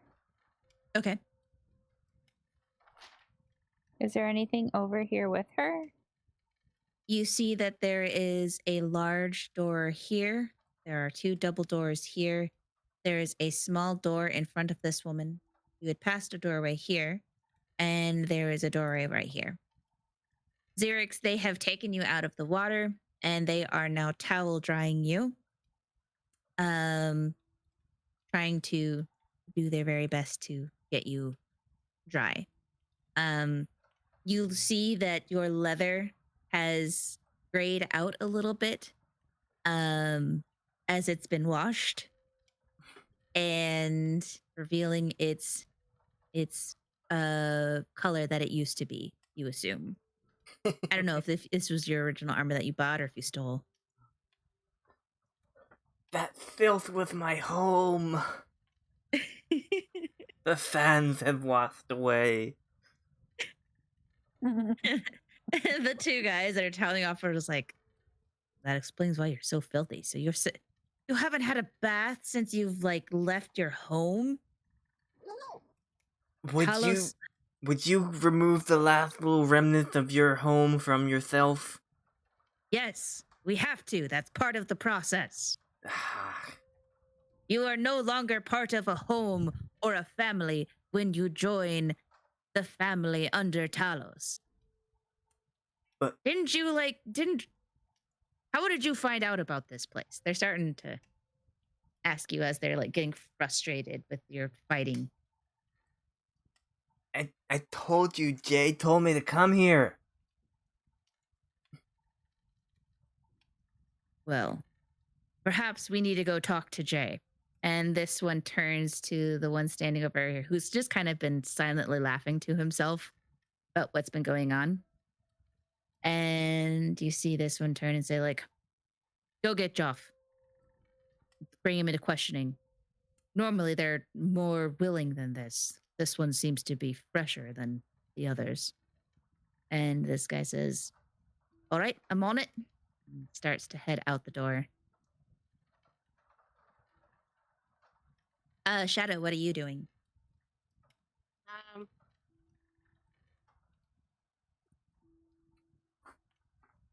I'd like to listen at this door to see if I hear anyone on the other side.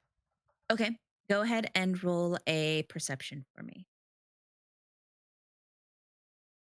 Ooh. Nice. Nice. Shadow, Yes.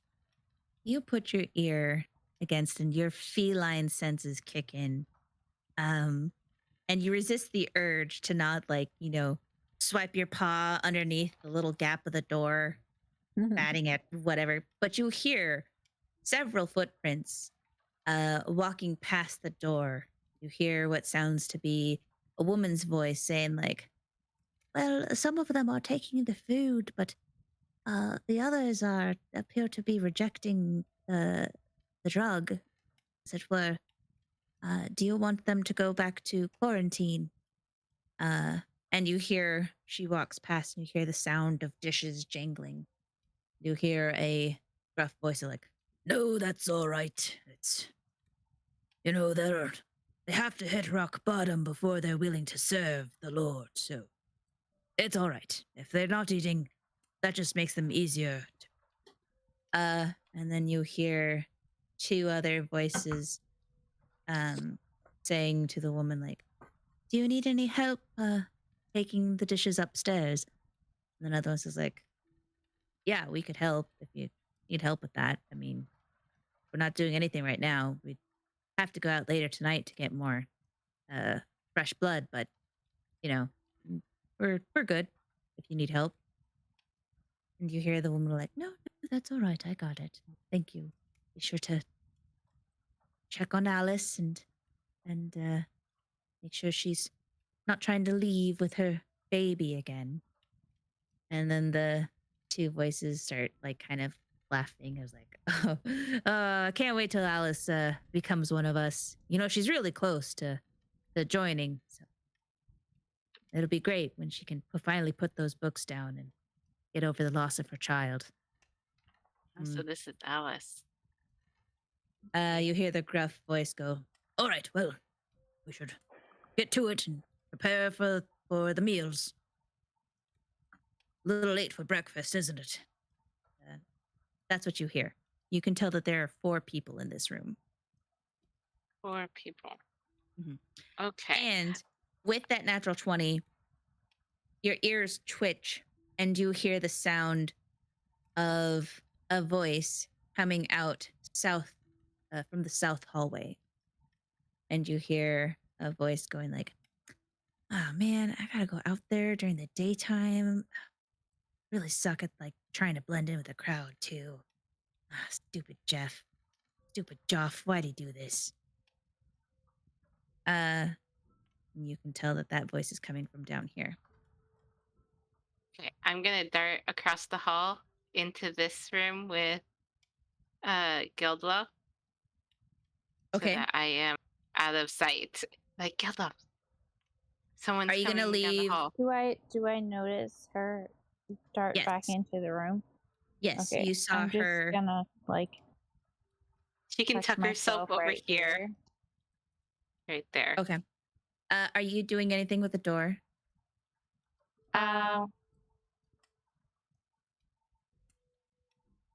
I'm going to let Geldloth decide because I wasn't really listening. I had put my headphones down to take a phone call when they entered that room, so I'm not sure how the door was originally left. And if there was someone in there when they answered when Xerix opened the door. I would have left it.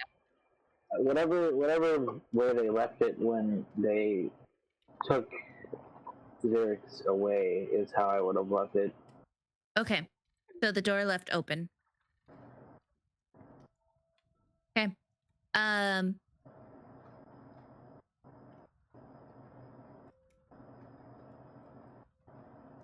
I want Ayre to roll perception for me.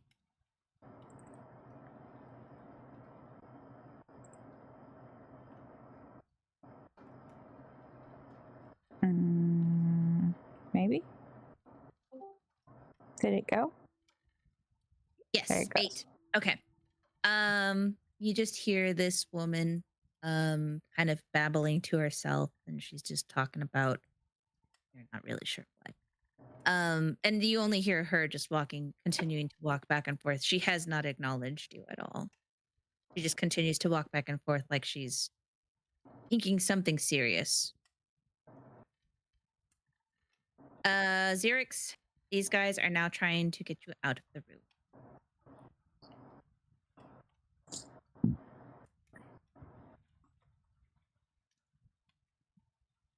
Is there anything you would like to do? Has the cleaning changed any kind of like anything about myself? Was it just water and soap, or was it magical at all? Was it chemical? As you can feel, it just felt like water and soap. They didn't do anything magical to you. You still have the splitting headache. You still feel just exhausted from no proper rest, and you're high. The crash after you're high. You just feel like you smell like you smell salty. You smell like the sea, like the ocean. Okay. I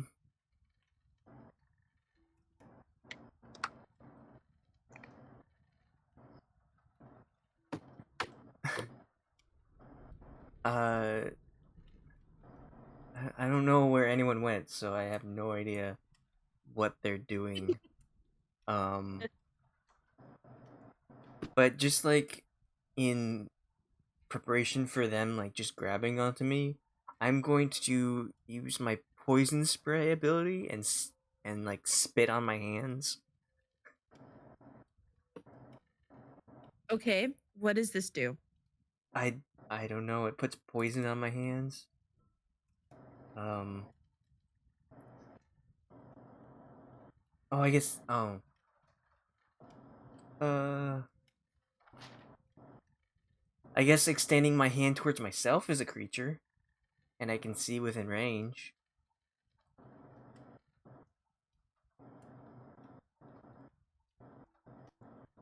So the poison is coming out of your palm? I guess so.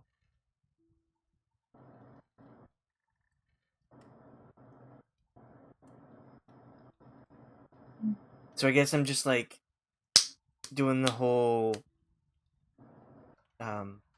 dust my hands off, only I'm getting it poisoned up.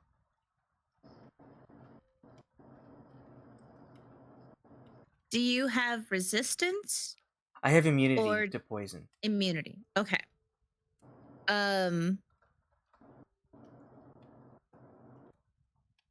Okay. I guess you got poison damage on yourself. I don't know what to do. Like, I was trying to stall for time so that they would come in and save me, and then they just disappeared. And so I'm like, well, It was just a bath. well, cool. They like just let it happen because they're like, yeah, Xerix is pretty stinky. You know, no bath on like a ship for like a month, and then all of that happened. So I wrote all of that down from the dollhouse. Mhm. Do I recognize any of these doors as not having people in robes behind them? You recognize from your map. You basically drew your map and put a red dot where you saw the dolls. You saw a doll in this room and a doll in this room, but just one. Just one in this one and one in this one. And there's There's a door here and a door here and a door here. Okay, I'll go in this door by me since I remember there not being any people in it. Okay.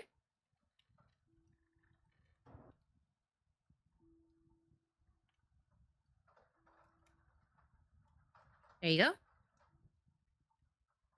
You see a woman in there just kind of doing some mundane chores. And she, when you open the door, she looks up and she says, "Oh, hello. You need something?" What's in here? In this room appears to be a storage room. You see boxes full of old, worn clothes. You see a bunch of shoes of different sizes, some children's shoes, some men's shoes, women's shoes. Ninja shoes.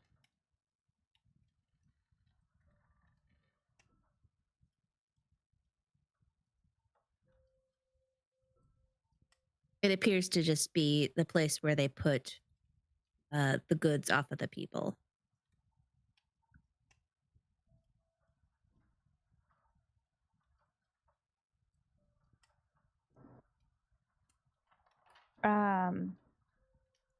I'll just kind of like pace back and forth for a few seconds, muttering to myself, and then walk out and close the door. Yes, totally not suspicious. Well, okay. no, like I wanted to act like one of the people.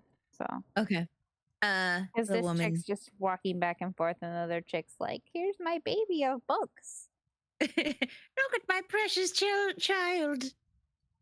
Yeah, this woman comes, and then this woman, as you come out of this area, this woman turns to face you and like finally looks up at you and stops, and she's like, she looks angry and she's like, "Do you mind?" Ah, sorry. And I'll move to the side. Some people stay so entitled to space. They know everything. She continues grumbling on and going back and forth. And there was no one in this corner room. Is that right? There was when you look at your map, there was a red mark in this room. But not this one? Not this one. Okay, I'll check. I'll open that one too. Okay. There you go. Geldloth, Shadow. I want you guys to roll perception for me. Perception. I want to listen to see if I can hear any activity Okay. before they move me too far. Now the question comes, do we want to let him be taken or see what he can learn? Or do we want to try to save him from being indoctrinated? Shadow, you Well- hear the conversation of like them saying like, now that you're clean, now we can take you upstairs, show you where your bed will be, take off your items, give you new clothes. And the other one's like, that's right. There's a process to things before you get your fix. Fix is at lunch. You get a hit every meal.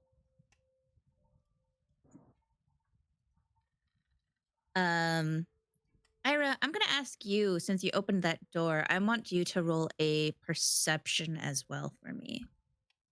Geldloth, you hear the footsteps, and the voice, and what sounds like Xerix's voice, and two other strangers, near the room.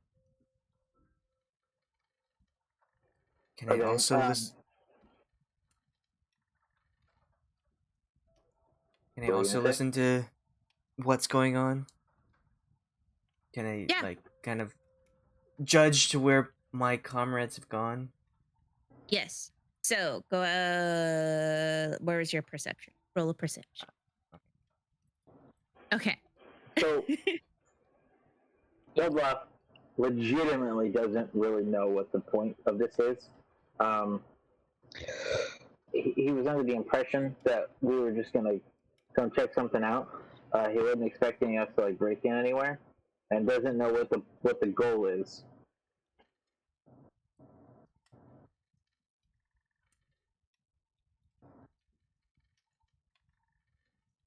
Myself as well. Geldloth and Taylor doesn't understand. Well, I mean, I know that we need to like check these guys out, but like, I don't know. It just seems like what we found was just completely not what we were expecting. Yeah. I mean, granted, you've only investigated one room, but Ayre, with that 12 perception, as you are making your way to this room, you see Xerix here and these two guys leading him upstairs. Xerix, you hear shuffling, but you cannot tell where your comrades are. You see a woman here that has been the one that was walking back and forth. And you can tell that this room is open, but you can't tell who is in it because this woman is blocking your sight. Okay. But you can hear shuffling from around here. You don't know if it's your comrades or if it's more priests. That's what you're going through with that 6. Okay. I would like to make a break for it. Okay. Do I see this? Xerix, I need you to roll a strength.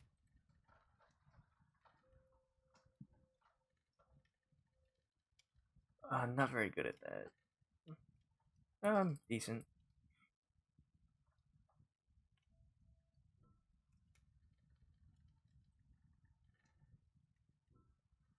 Okay.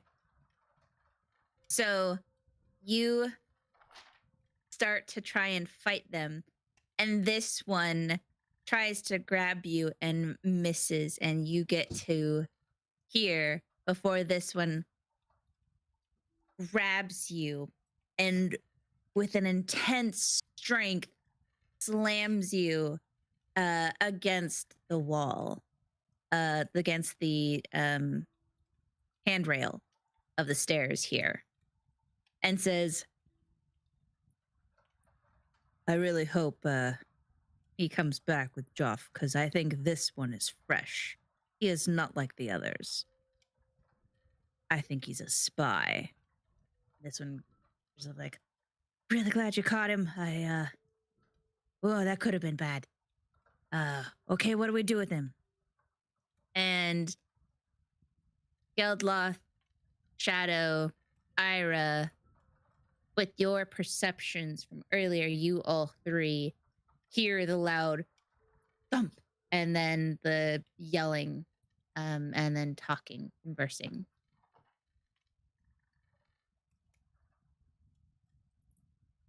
Oh. I'm going to have. Well, okay. First, Ayre, what are you doing? I just wanted to look and see what was in the room. Okay. Shadow, you have that natural 20 with that perception, so it's up to you. What are you doing? Are you letting them take Xerix, or are you going to intervene? Well, he did try to get away, so I'm going to go ahead and I'm going to intervene. Okay. Then I want everyone to roll initiative. You're welcome.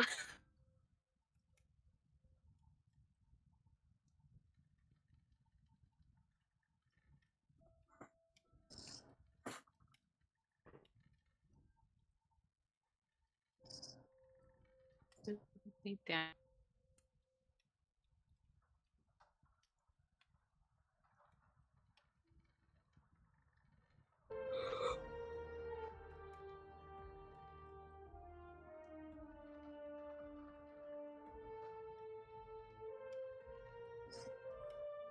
Okay, we got everyone in there? Geldloth, you are first. I have a. My first roll was something different. My first one. 16.2. 16.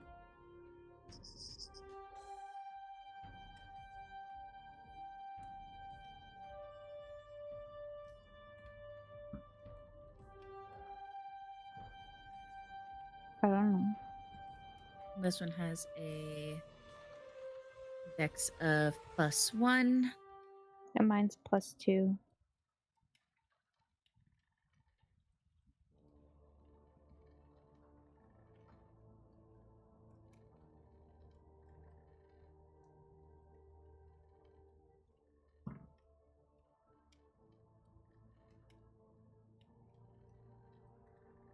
There, that's what we'll do.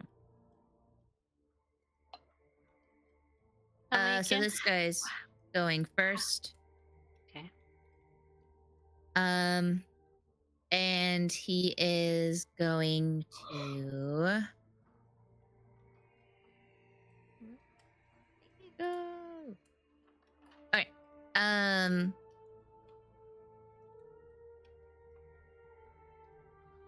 Oh, that's cool. He's gonna pull out his scimitar. In a threatening manner. And that's it. Ayre, your turn.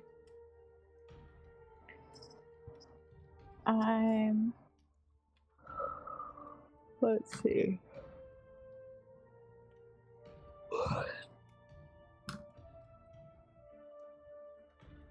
I'm gonna go here.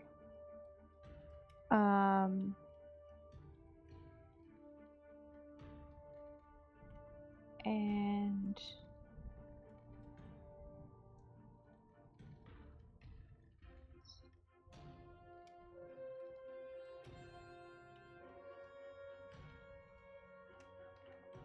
Can I use...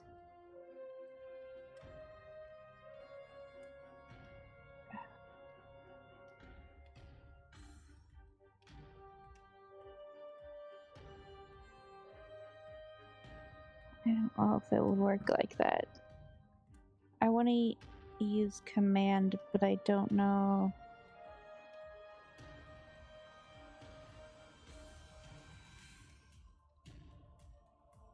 I mean, you could command one to flee. You can command one to. I don't want him to flee because I feel like he'll go get more of them. Drop their weapons. Mm-hmm. Yeah. We'll do that, I guess. Just command them to Well, I was gonna command him to sleep, but I don't think I can do that because sleep's its own spell. stop them. Or prone. You tell them to lie down. Yeah, I'll do that one.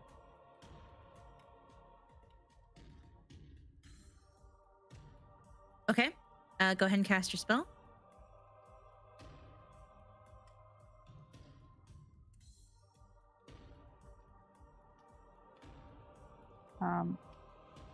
It just does. Wisdom saving throw 13. How did you get a 16.25? I just typed it in. Technically, you would have gone first because you have the higher dexterity.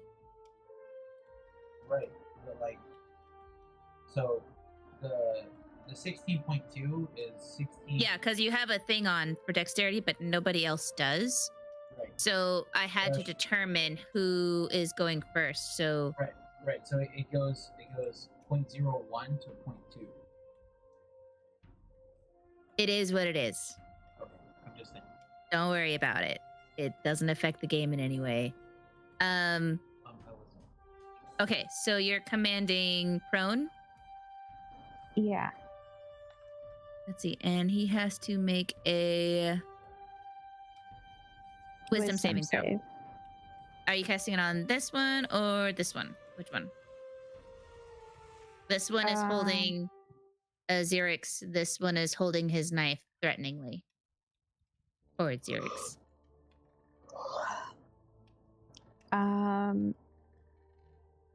I'll do it on the one that's holding him, so at least he'll be like free to defend himself or run away. Okay. He got a 16. Of course he did.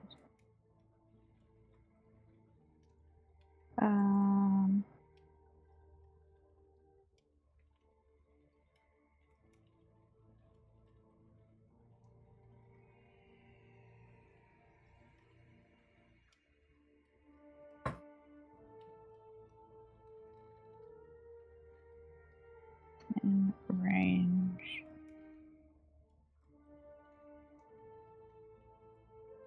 Anything else you want to do? I don't think so. Okay. Geldloth, your turn. So you saw a shadow, you heard the loud thump, and then what sounded like an argument out in the hallway, and you saw a shadow bolt out the room.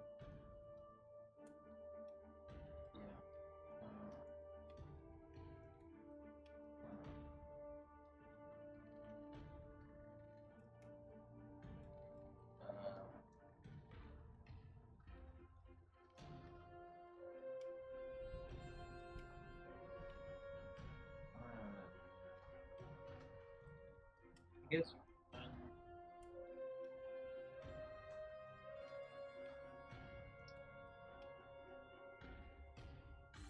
You're gonna what? I'm sorry, you cut out a little bit. He hasn't finished his sentence. Oh, okay.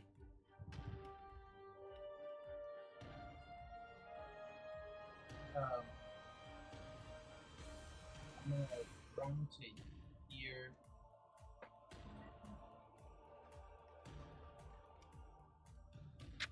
There's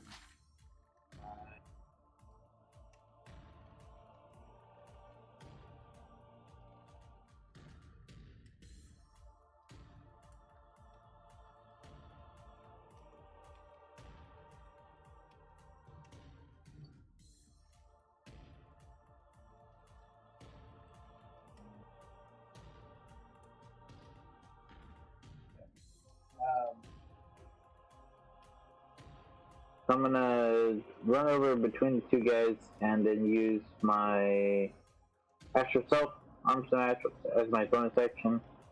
Okay. Each creature of your choice that you can see within 10 feet of you must succeed on a dexterity saving throw or take force damage equal to 2 rolls of your martial die.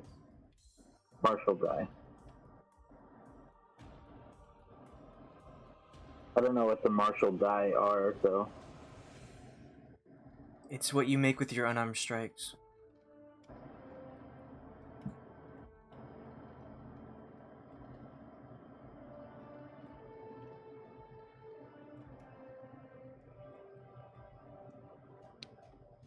I don't know what the dexterity save is.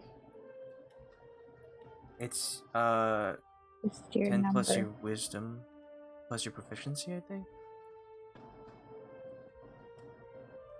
Okay, so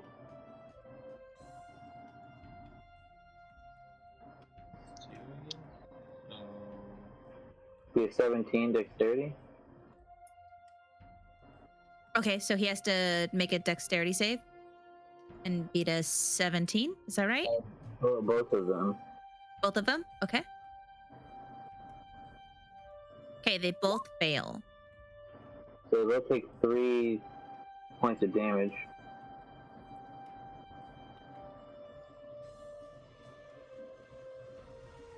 Okay.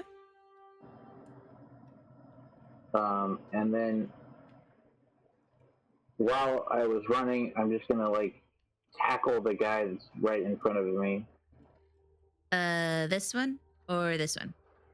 This one's holding Geldloth. This one was threatening him in a threatening manner. Oh, then I would have tackled the guy holding Xerix. Okay.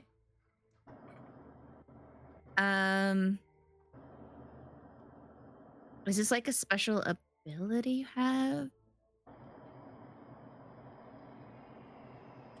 What? So that was a bonus action, the summoning your astral self, right? Yes.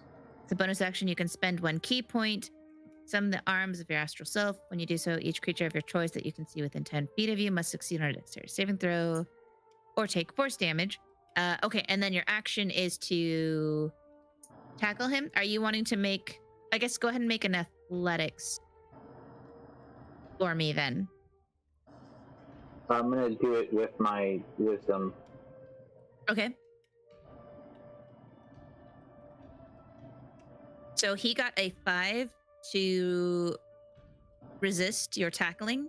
So you just have to get something higher than a 5. What would I just roll, I guess just a wisdom roll, or? Yeah. Yeah, just go ahead and roll your wisdom. So that's essentially a d20 plus 5, right? Yes. Yes, that would be my athletics. Okay. So you were able to knock him down. And then I'm just gonna stare daggers at the other guy, and that'll be my turn. And Xerix, you are no longer grappled. Are free. And then you're staring daggers at this guy who is holding the knife threateningly. And he's still holding the knife threateningly towards Xerix, but he's also looking at you, who you just mowed down his buddy. And he's just I want to move my knife, but yeah, your spider limbs, your astral arms are just woo, giving him the middle finger.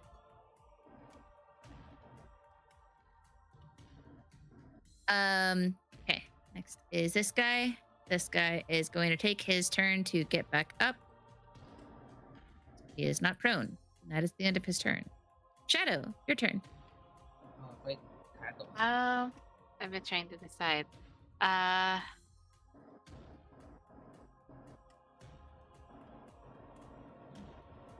think I'm going to pull out my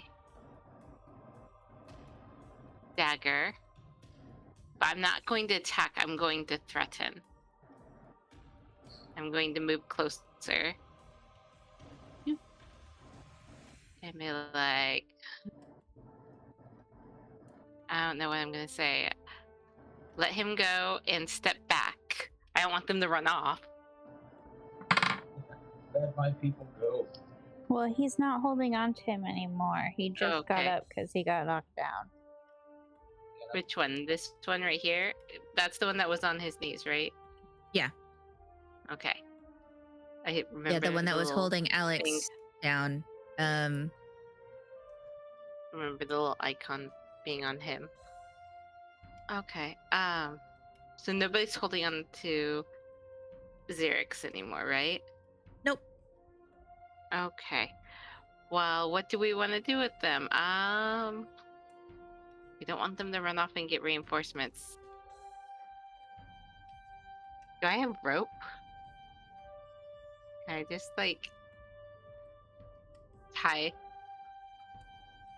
I want to threaten them to get Do you down on his have, like, knees. A staff? Can you just like club him on the head and knock him out? Blades for dying. I don't have a club. I have.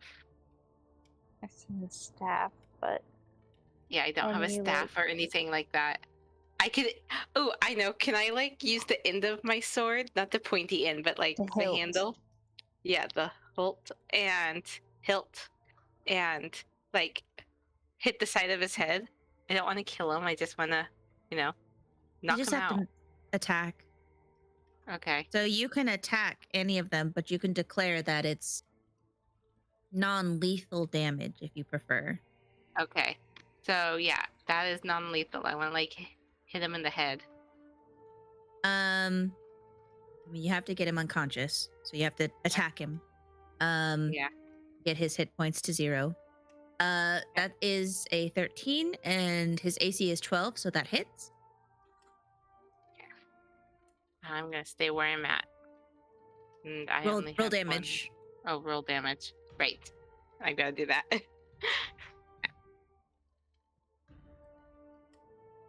Anything else you want to do?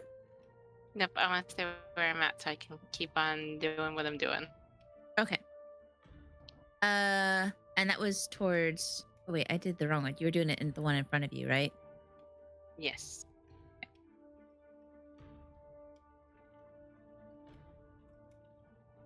There we go. Xerix, your turn. Okay. Now that I see that my friends or comrades are here, finally, I want to move to here. Disregarding any opportunity attacks that they take.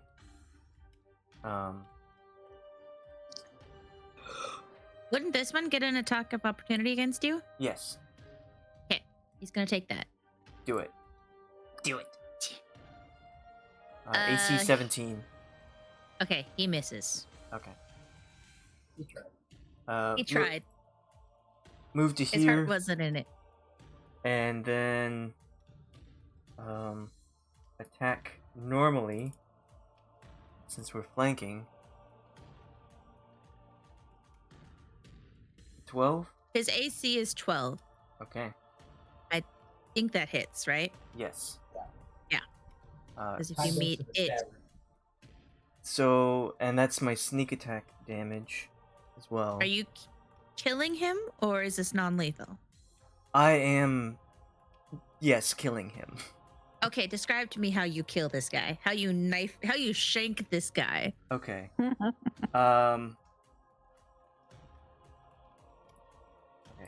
So, he brings out a sword threatening me, and I'm just like snarling at him. The guy next to me gets taken down, but I'm just like staring straight at him as everything's going around me. And I move quick to the side, and I just take my dagger and I stab him just directly into the neck, what I perceive as his neck, and say, I just wanted a fix! And I will use my Whales of the Grave ability to Whales? It's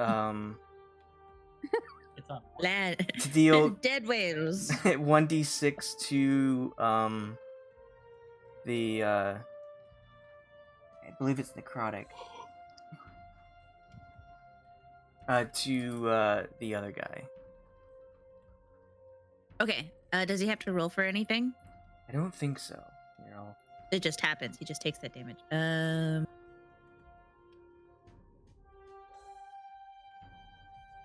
Yeah, just takes necrotic whales. damage. Okay. WAIL, Amanda. Okay. Jeez. It's like, whales? Why are they in the grave? Because it's a sea adventure. They're really big graves. This is They're like the really biggest graveyard you ever seen. Xerix, you speak whale? Yes, that's what I was That- saying on the boat. Yeah, that's what deep That's deep speech speech, is. right? Because it's in the Yeah. ocean. They're deep in the ocean. They're whales. Deep in the ocean. Deep speech. You talk like...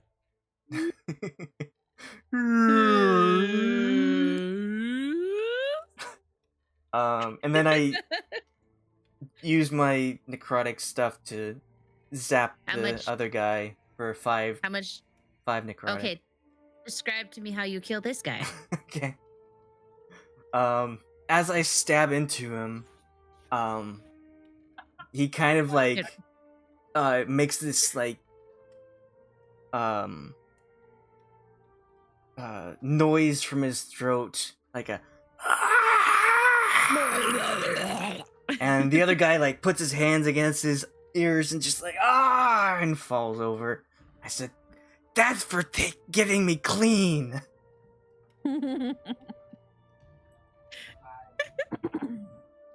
Like, I just look at them and I'd say, was that necessary? We could have questioned them. Don't worry, there's a third one around here. All right. Before we continue, We can take a little break here after this. This who Shadow you understand to be Alice. She turns around with all of this gurgling and awfulness, and she's just like, "My baby! Oh no, this is not safe. There's danger here!" And she tries to she darts past Xerix and starts running out, leaving the building. sweet. What was in the second room that I went into? In this room, ouch. Good job murdering. They Guys were are a so lot. good at it. They were a lot weaker I than I guess- thought. Yeah, they're very weak. I was like, "There's 3 of them. There's no way I can take them," and then I just killed both of them by myself. By yourself. There was 4 damage from Shadow, so it wasn't completely by Yeah. myself. That's why I tackled the first guy.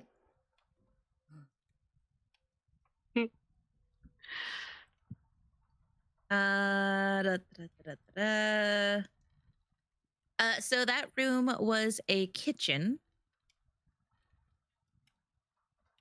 That's where they keep the orphans. And you saw a woman in there just kind of doing, she was like kind of banging pots together. Wasn't actually like cooking anything, but it is a kitchen. Okay.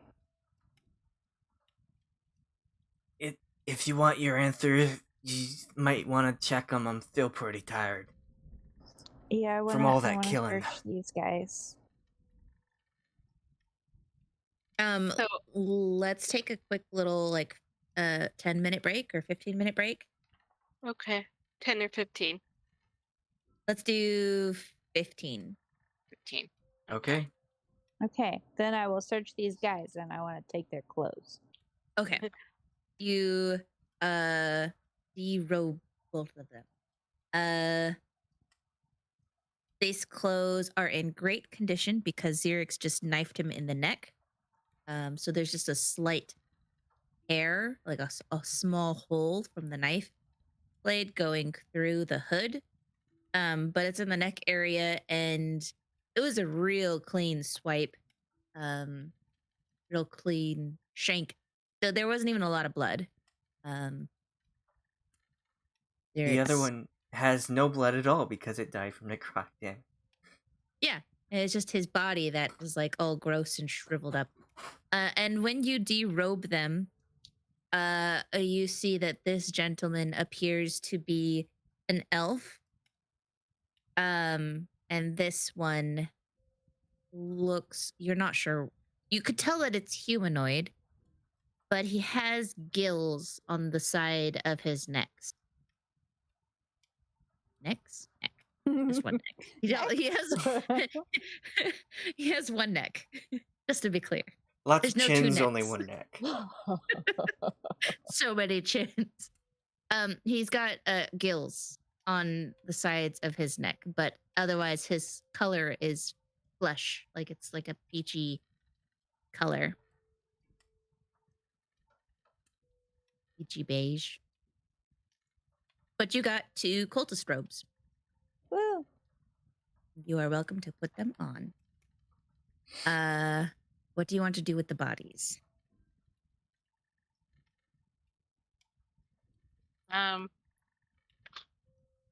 We should put them in this room right here, just out of sight, and it's close by. Or We do you should have a better idea? put them Let's- somewhere that somebody's not gonna go. Let's take a Is there break any and think space about under it. the Yeah, take a stairs? break. Think about what you'd like to do. Okay. 15.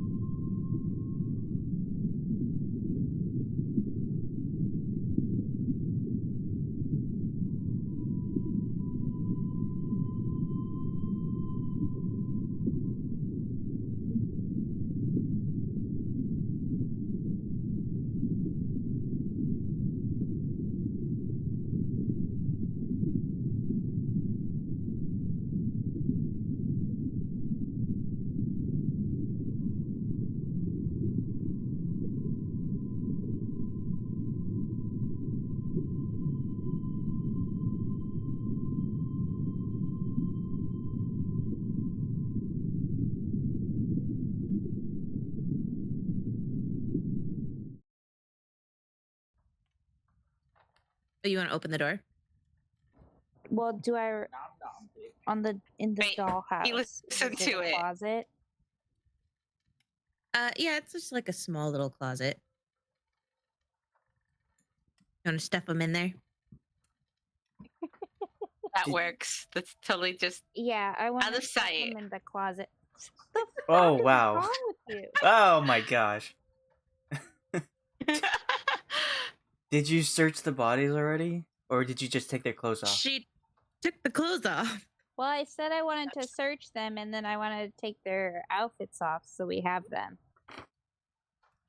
So you took called their them outfits off. cultists? Are they Have trouble getting out. clerics, or are they cultists, or are they technically both?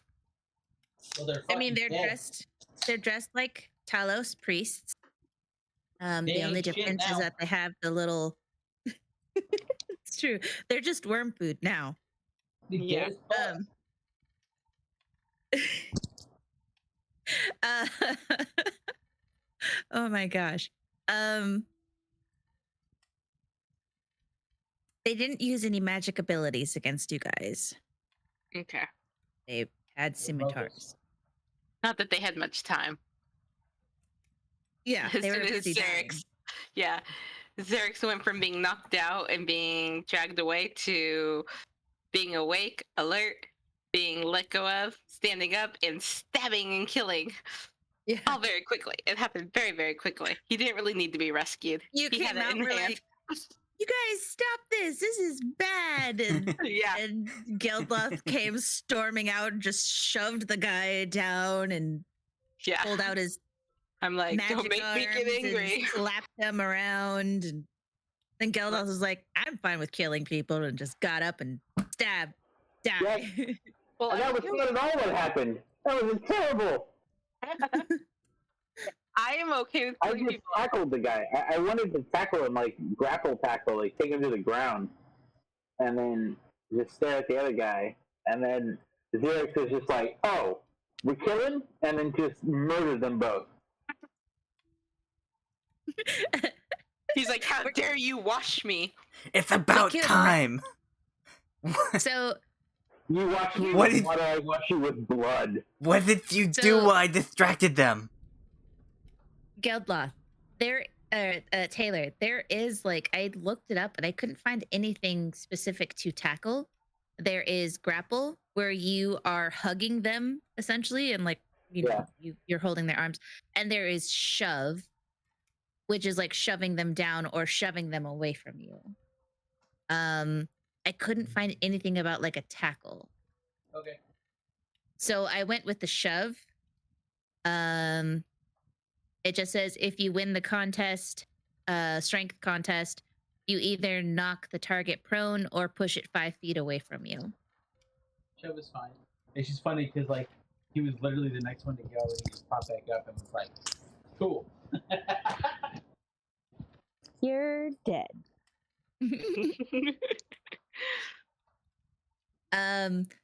Anyways, so you got these bodies. Yep, let's stick them in the closet. Both of them weren't wearing underwear. Maybe that's just part of the cult. You just don't wear underwear. I don't know. Commando cult. Yeah. Are you guys investigating the bodies further? You saw the gills on this one. Is anyone else wanting to investigate the body? Do they have drug holes in their arms? Go ahead and roll investigation with Family advantage. drug pocket. I want to look for if they have stuff on them. Because I've Well, recently... I wanted to look for that too before I took the clothes off, and she was just like, "All right, you took the Boom, you're clothes naked. off." Yeah. Boom, you're naked. So, 17 for interpretation. You can see a faint scarring from where holes were.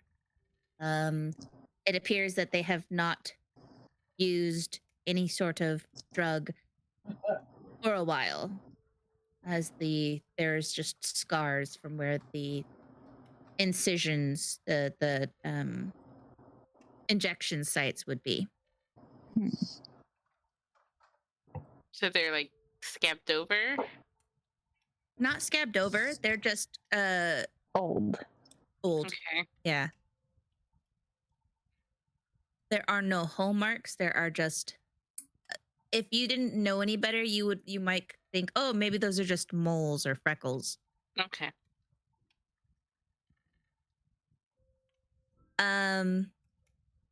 Geldloth, what is the medicine check for? I want to check for a pulse. They are both dead. No, well, the people were saying.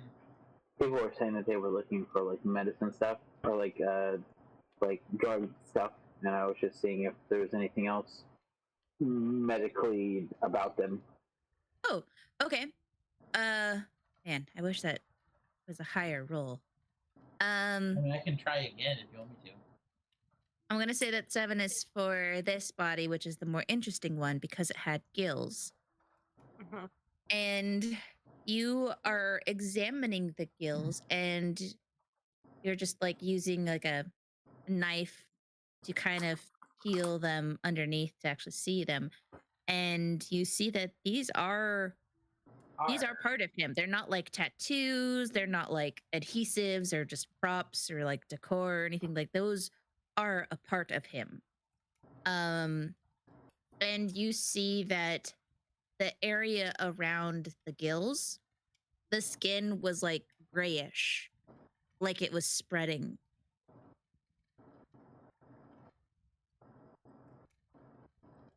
Interesting. Yeah. So Bei-leigh, you hung out in the tavern for a while, but you weren't really hearing much.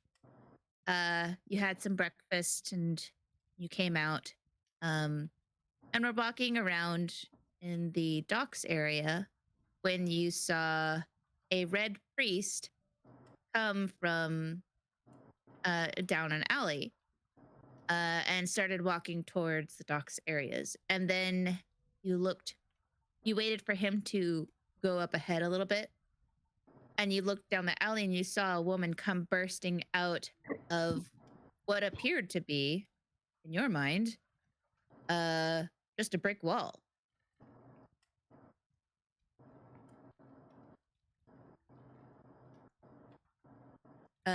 You saw this woman carrying books just come sprinting out of this brick wall. And she looks very panicked.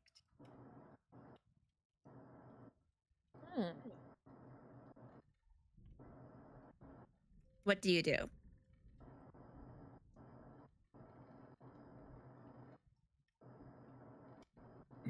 I shove her back where she came from. The woman? Not you. Get that because thing back where it she came out of like a hidden door. So help me. For Bei-leigh. For Bei-leigh. Bei-leigh's in the alley. Bei-leigh, you're in an alleyway where you had seen the red priest come from, and you saw this woman emerge from a brick wall.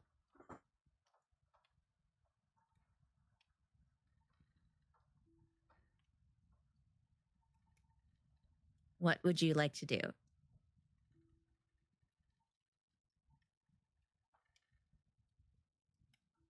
Bei-leigh?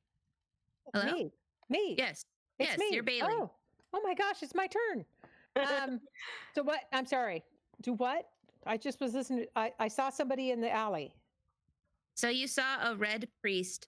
You were walking around, just kind of getting a look-see of the area that you're in. Not really hearing anything interesting in the tavern. And you saw a red priest come walking out of an alley and go down go down the main road towards the docks. I'm a follower. You turned. Nope. You turned and looked down the alley he came from, and you saw what looked to be a dead-end alley until you saw a woman carrying books walk right through a brick wall. I'm gonna try to rock through the brick wall too.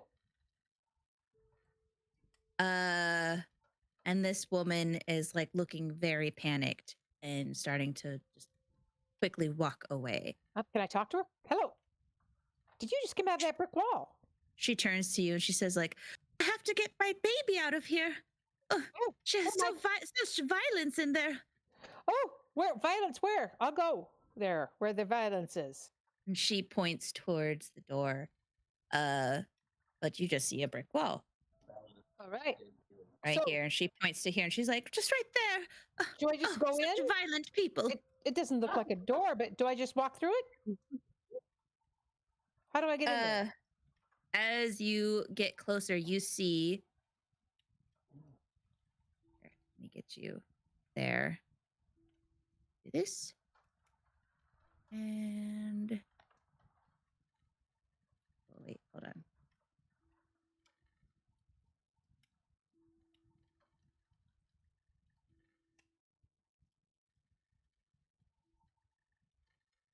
There. Let me get you there. All right. So you see the alleyway where the woman came from. Uh-huh. And you see that there is a hole about 5.5 feet up. The hole is about the size of a softball. I don't have a softball. And just copy both of these to put onto that map. My person. Go ahead and roll an investigation if you're like looking at that. I am. Okay.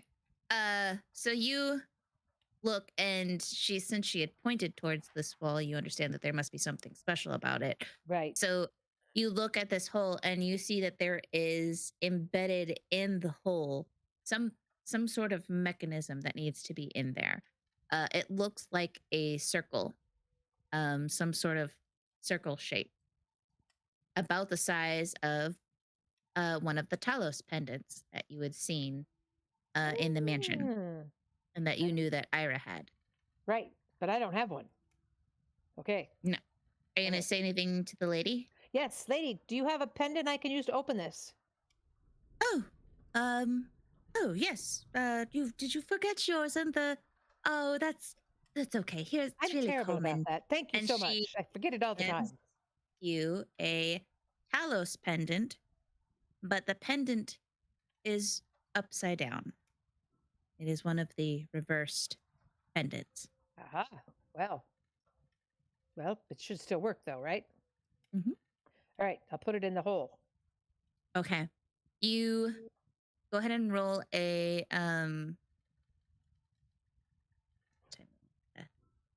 go ahead and roll an investigation for me. Eek.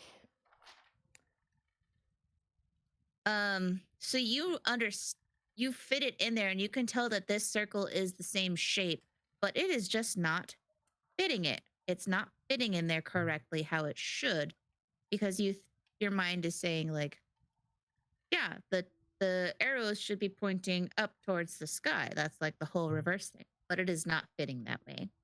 Turn it around. Okay, you turn it around and you feel a pleasant snap into place, but nothing happened. I asked the lady, "What do I need to do now?" I'm sorry, I've got amnesia and forgot. Oh, that's okay. That's really common whenever you have one of your hits, isn't it? It sure is.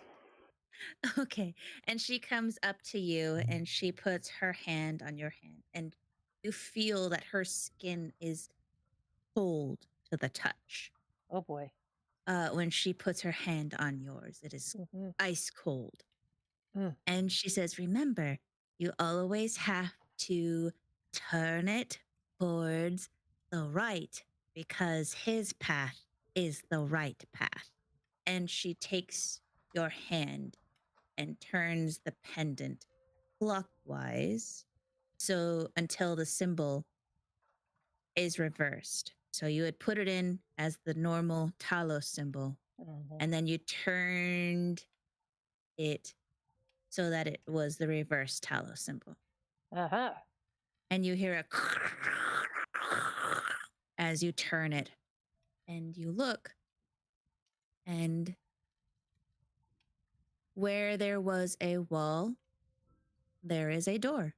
Okay. Oh, thank you so much. I will go in and see what the violence is and go in the door. Okay. Oh, So down in there. where there was a wall, There's a door. Whoop. Hey, I see there people I is a know. door. I see people I know. And dead bodies. Jesus Christ. That's a familiar Oh, sight. Don't mind those. We're just getting rid of them. all you walk in through the door, proud of yourself for interacting with that lady, and she seemed really nice. I don't know what the books she was caring about was. That was weird. And you walk into your comrades surrounding two dead, naked bodies, and appear to be searching them and poking them and prodding them and trying to move them. Well, gee, I just gonna walk in and put my hands on my hips and say, "What you guys been up to?"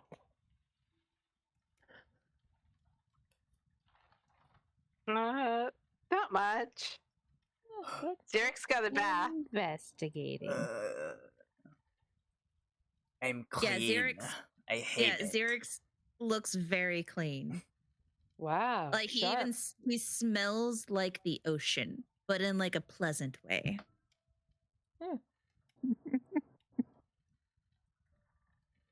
It's But the you're flavor good. of soap they used. Will wonders never Ocean, cease. like the ocean yeah. breeze.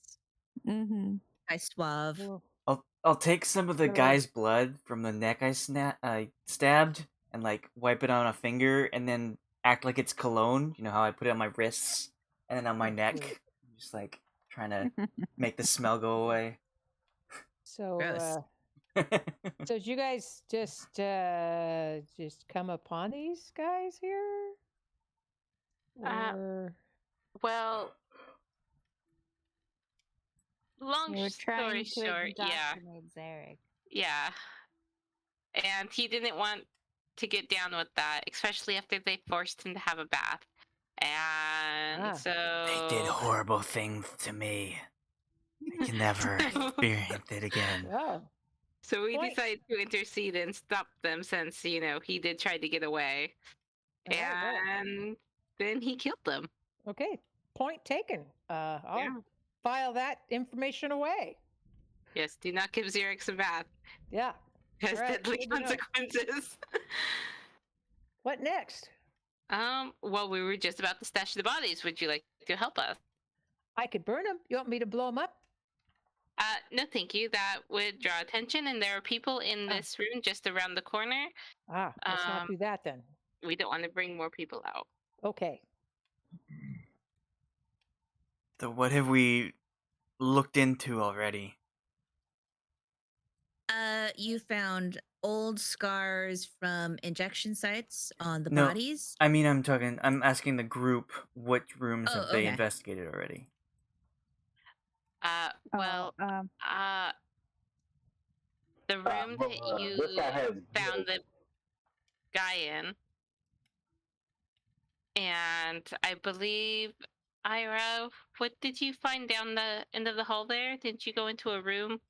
There's a kitchen and a storage area. Okay. And then, Xerix, you were just in this room. I haven't really explored much. Don't go into I that think the room. only- That's the worst room overall. Okay. Well, in this room over here, I'm gonna point to this area, to this door, right here. Well, I heard 4 voices through the door, and so I haven't actually seen in the room, but I didn't want to draw attention to myself. That sounds like a good idea. While we're talking, we should move the bodies already. Okay. Yes. Well, Go ahead and roll a strength. Whoever's moving the bodies. If two Okay, of you well, are doing those it, then will you can. help. one person can roll with advantage if two are helping. I will help. I will roll advantage if Just straight strength. I will help, Okay. but I will not roll. So we will got help. one body in a closet, I'll help with one. and then another. Okay. 2 bodies in a closet. Oh, they fit so perfectly. Dead body Tetris. One body You know in what? the closet. There's room for more in there. Ah. If we have any more bodies, we could put more in there if we needed to. Just, if good to know. She's Yeah. right. This is one of those bag of holding, but it's a closet of holding. All the dead bodies you can. Oh come my up with. gosh. Okay. These are just the clothes that Ayre took Oh, off of them. okay. I'm like, oh my gosh, there's already more people. What's going on down here? Well, that's No, closed. these are clothes. Okay. Ayre, what do you want to do with the clothes? You have 2 I sets of stuck them in robes. my bag. Wait a minute. Maybe if you put them on, then you could be in disguise and pretend to be the people that are here, and then you don't have I to sneak. feel like the ones that are here would recognize their own. Right. Go ahead and roll an intelligence for me, if that's what you think. Ooh. Oh, okay. Ayre, All right. you get the sense that like they all dress the same, and you can't see their faces, so you don't know that they actually all recognize each other. Just pull your hood down really low, like you're shy.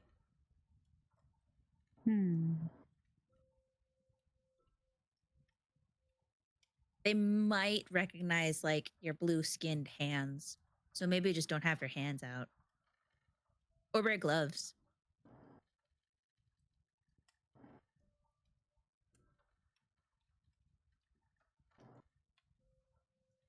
Yeah, you could be. There- You could be in there disguise. are 2 robes.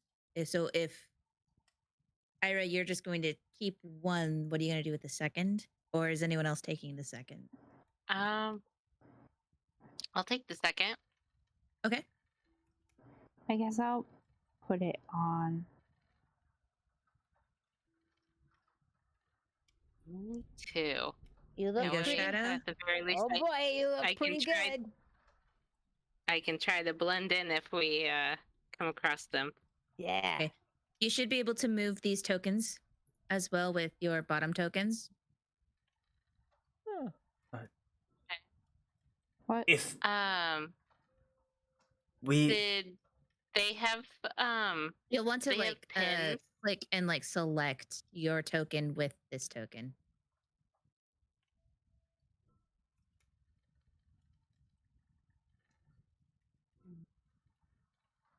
were there pins with the cloaks? Like, do we have extra pins now? You have reverse Talos pendant. Yeah. So there was an extra Talos pendant with this one and an extra one with this one. Ayre has one Oh. and Bei-leigh has one. Okay. they were escorting me upstairs, maybe we could refill that situation and see what's upstairs. Okay. Okay. Hey, Alex, do you know if there's an easier way to do the token change? You can hover it over and then select both of them with a drag. Right click and click group, Okay. so they don't have to select all. Group. So And same when for this one. when you want when you want to move it, just click it once and then move your token. Because if you click, hold, and move, it will move just one of the grouped items. Take Can you guys on the try that now? stairs. Just select.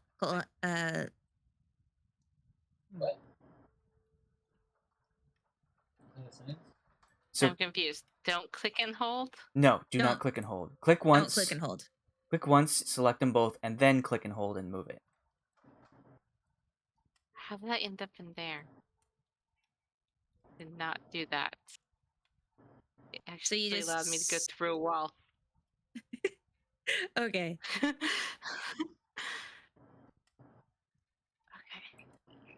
So, The first time you click will you be selecting both of them at the same time, and then click and drag to okay, move so go both like at the same this time. and click it Here. like that, and then So this. click it. Click So that you once. select it.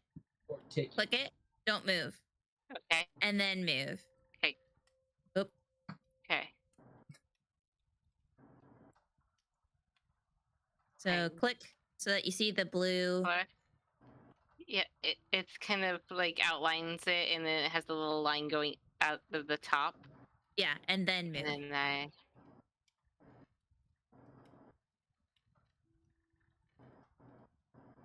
There Okay, you did I go. do it right that time? There Mhm. we go. Okay.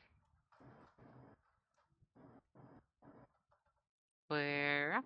Let's see. The wizard. right, The wonderful wizard. Wow. So what are the rest of you doing? I thought we would go upstairs, so I'm going to go along with everybody who's going upstairs. I Are you don't guys mind going leading. upstairs? Well, I don't know. I thought that somebody said that going upstairs was the thing. I want to go. I would like to listen if there's a door. I want to There go is check no- the other doors over here. Okay. You're gonna check which one? This one? This one? The ones I guess that I you- haven't been in yet. Okay. There's 1, 2, Remember not to 3. do Do this one that first. one. Okay. Just remember not to do this one. Because I've already warned you that there are 4 people on the other side of that door. And then you guys are going upstairs to listen to the upstairs stuff? Yes. Just to check out what's up here, Um, because that's where is they're there a taking door me. that I can listen at? There is no door. There is a stairwell. So there you are on the upstairs map. Give me a second. Ah, here. Wait. I just zoomed. Where did I scroll away from? I'm down. Right Yeah, there. just go down. Okay. Xerix and Shadow, I will need you guys to roll a stealth. You have moved to a different floor. Bei-leigh, I need you to roll a stealth. Oh, okay. Wow. Good job. All right, all of you guys are stealthed. Bei-leigh, you are stealthed for this area. Shadow and Xerix, you guys are stealth in upstairs in this other room. Geldloth, you were already stealth, but now you're extra stealthed. Extra stealth. Ayre, you open this room and you see a woman who's just kind of cleaning and this area. This appears to be some sort of prayer room. There are 3 tables that have no chairs, and they are about just below waist height. And you see the woman is like cleaning them off. There is a table here with a little desk and a fireplace. What is on them? Nothing's on them. They are She's just cleaning them. Yeah, she's just cleaning them with like a bucket of water and a rag. And she stops and turns to you and she says, "May he rise again. Is there anything you need, my lord?" No, thank you. And I'll just walk over to the desk. Is there like anything on it? On the desk, you see an altar to Talos, but it has been inverted, just like the pendants that you've seen. And you see that there is a prayer note that is basically thing that I think you heard yet.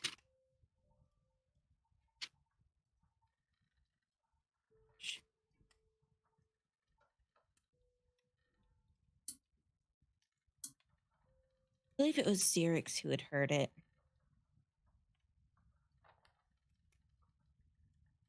It is a prayer written out on a piece of paper. And it says, "A sacrifice must be made, a life for a life. So the devourer claims, so the devourer demands, so shall it be. May he rise again."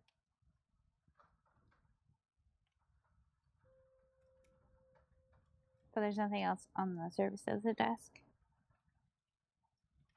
There's just a few more papers. If you want to take a look at those.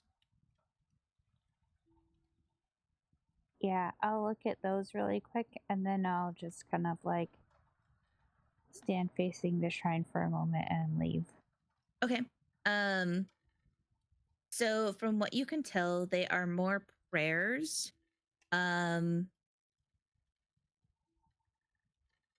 There is also what appears to be a sermon. So you are guessing that this must be where some of the priests come to pray and write up their doctrine. You want to see this? You want to hear the sermon?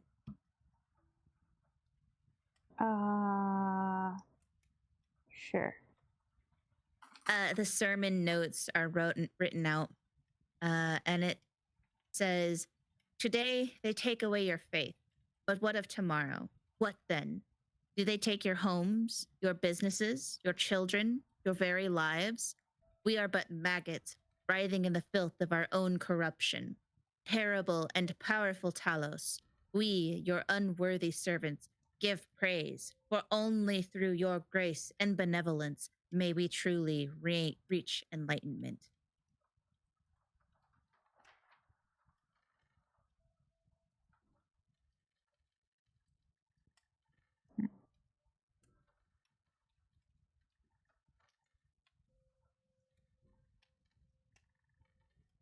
Interesting.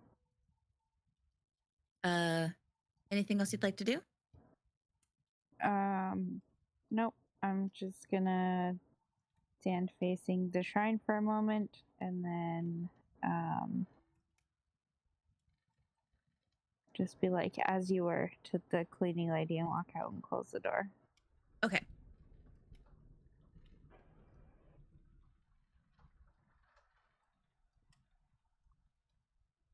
Close the door. What are the rest of you? What are you doing, Geldloth, Bei-leigh?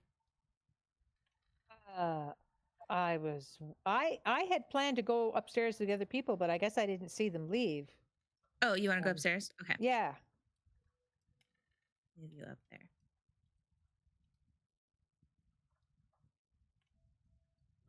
There you go. Okay, thank you. I'm waiting for either someone to come down from upstairs or for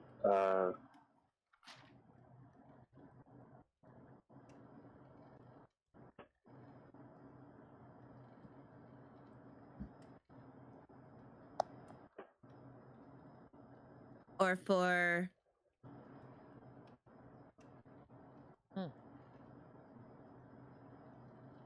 Were you waiting for something else, Taylor? for her to be done downstairs. Oh, okay. So you're just staying close to Ayre. Yes. Okay. Upstairs people. Yeah. Bei-leigh, I need you to roll a stealth for Roll another upstairs. stealth, right? As you come up another. Upstairs stealth, not as good as downstairs stealth. Okay. Xerix, Shadow, both of you quietly come up the steps, and you see a cultist here. And behind you, you hear the sound of somebody coming up the stairs.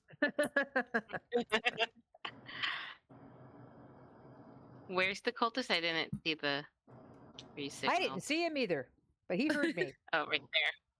Okay. Right here. And the cultist looks at you, Xerix, and says,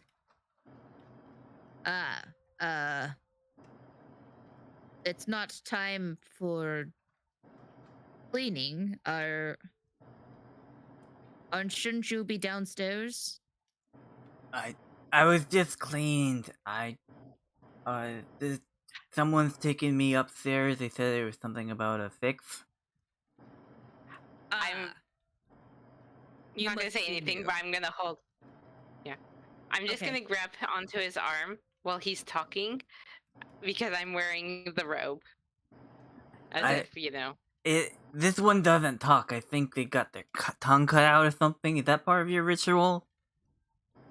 No, but many of us have been broken physically and mentally before. It's just comes with the rebirth. Brethren, you know where to take him, correct? I'm gonna nod supposed my to head. guard this room. You see that there is a room that is open here, and there is another cultist who appears to just kind of be standing in the area. His back is towards you. I'm kind of trying to get the layout of this place. Which direction are we headed?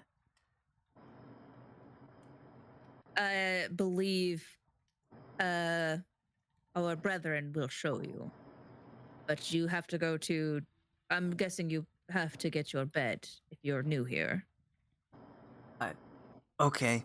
They said something about getting a hit or something, and they cleaned me, which was already pretty bad, but if I could get my hit now, then that would make everything much better. It is at lunchtime. You will get your next dose at lunchtime with each meal. But I haven't gotten my breakfast one yet. Well, I believe we've already had breakfast, but perhaps there's something the kitchen can do for you. He gestures towards this area. It's like, that's where your room will be. What do you guys do? Oh, thank you. I I'm gonna head suppose down we're to the heading kitchen. this way.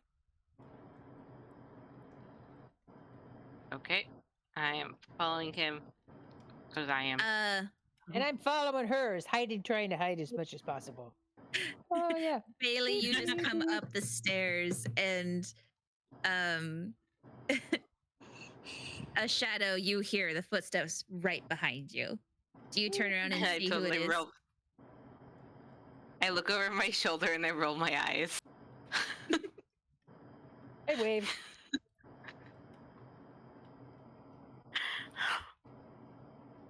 This guy, Xerix, turns around and just nods at you and then starts walking this way. Goes and sits down at the bench.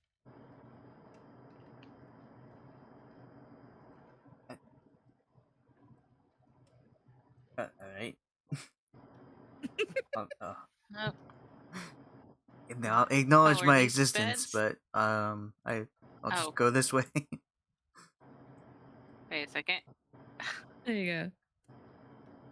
Wait a second. Oh my I gosh. gotta fix my little thing. There you go. Let So me remember, line just click myself it back up. and so Yes. select and it then and then click, and then yeah. Okay, there we go. I'm following. Uh, Oh, look at all these peoples. What are they doing? Wow. Wait, are these look like beds or cages? Okay. Okay. Hold on. Ages. Let me. If you're looking at this area, let me get to the description. Yeah. Let me bring my token back up to where I'm looking. Oh, I think I'm on top of Bei-leigh. Let's move a little bit further. There we go. These rooms are large and drafty. Each bed is enclosed with a cage. You see all assortments of people in said cages in different conditions of health. There is a textbook on the nightstand next to each bed, which is not in the cage. And at the far end of the room is a small fireplace, just large enough to keep the room from being intolerably cold, but not large enough to make it cozy. Well, these people. Are There's they an extra awake or cage. are they asleep? A few of them are asleep. A few of them are awake. You see that there are 3 that are in guard apparel, like the city watch, Mm. Okay. and they all look at you, the ones that are awake, and then they go back to just kind of looking sad and depressed. This one is screaming loudly and just rattling on the cages, on the bars, and just screaming like, "You promised! You promised! What are you doing? I need it! I need it!" Oh. Someone is detoxing hard. They did promise and they Okay. failed to deliver. Can I look at the? Let's leave the Can I crazy. walk over and pick up one of the books that's on the table and take a quick look at it? Okay. You see that it is a prayer book, talking about Talos. And then there are sections that talk about Talos and sections that talk about the Devourer, The which the Devourer. book claims is the other name of Talos. Woo. It appears to be some sort of religious text. Okay. And each of them have one. Yes. Hmm.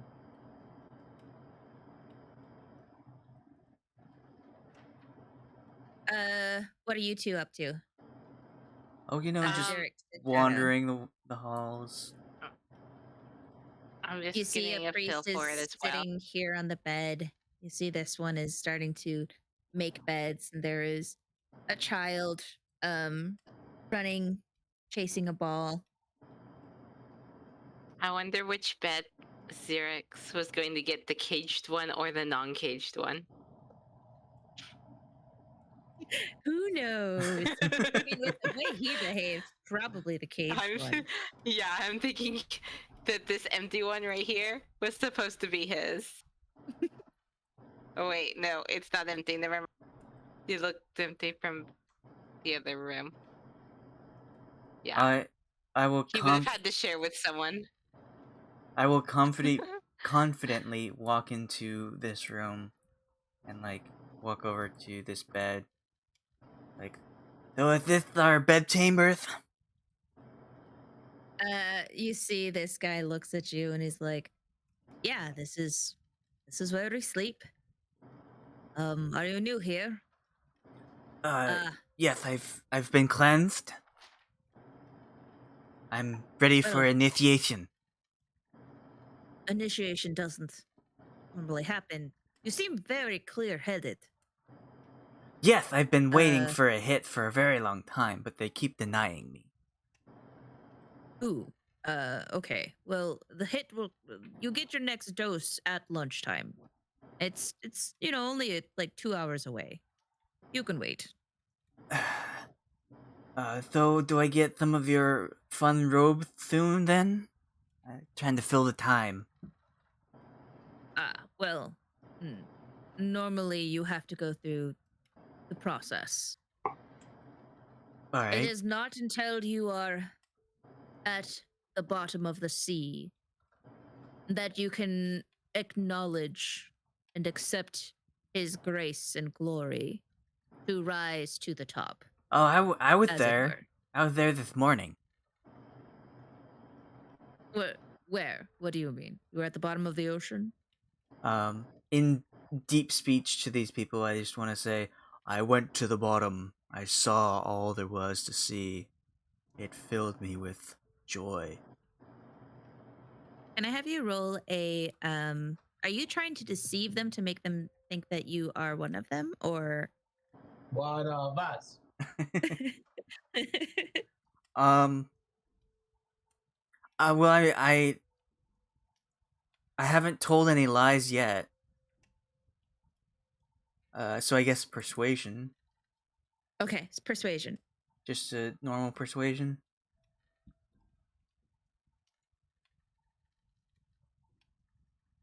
Okay, I'll take it. Okay. Let's see what they roll. Yeah, that beats that. Cool. They both look at you for a brief moment, and you can't see their face, but there is an eerie silence as you talk to them in deep speech. And then both of them in unison say in deep speech, "Then welcome, brethren. May his eternal rage boil the seas and bring the end. So the devourer saith, so shall it be. You are welcomed here." They both say this in unison. Oh, well, thank you very much. Can I get one of your robes? Where do you keep that? Is there a closet? Yes, it's the cult closet. The cult closet. It's actually it's kind of like a like a bag of holding, but it's a closet of holding. It's downstairs. Oh, I think we One's passed already- by that. Yeah, we saw that one.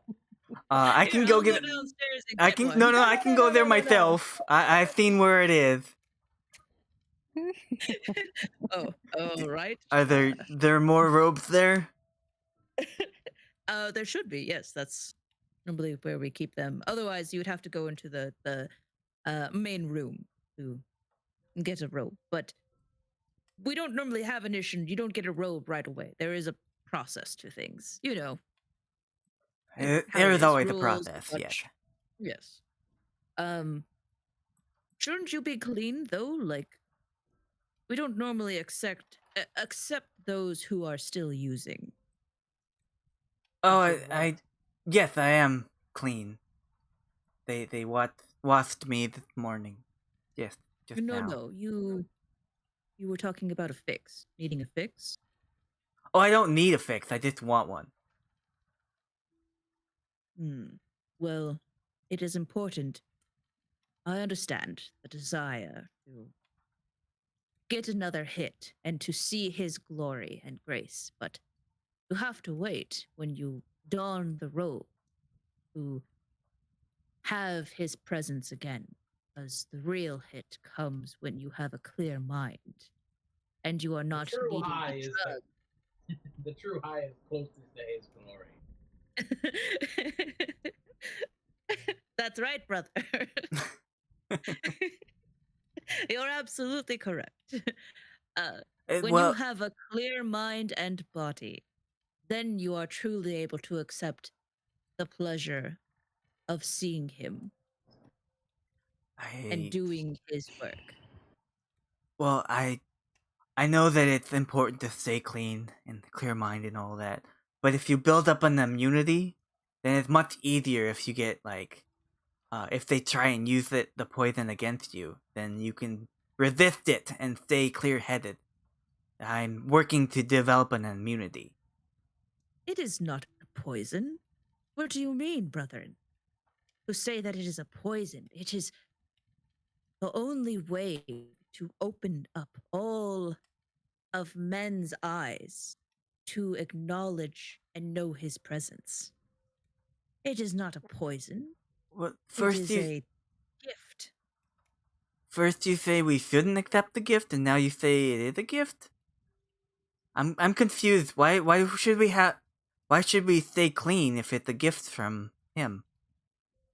Because that is what he asks. Who are we to Okay, so he deny what he gives it to us for us to not use. he gives it to us so that we may see him and know that he is around.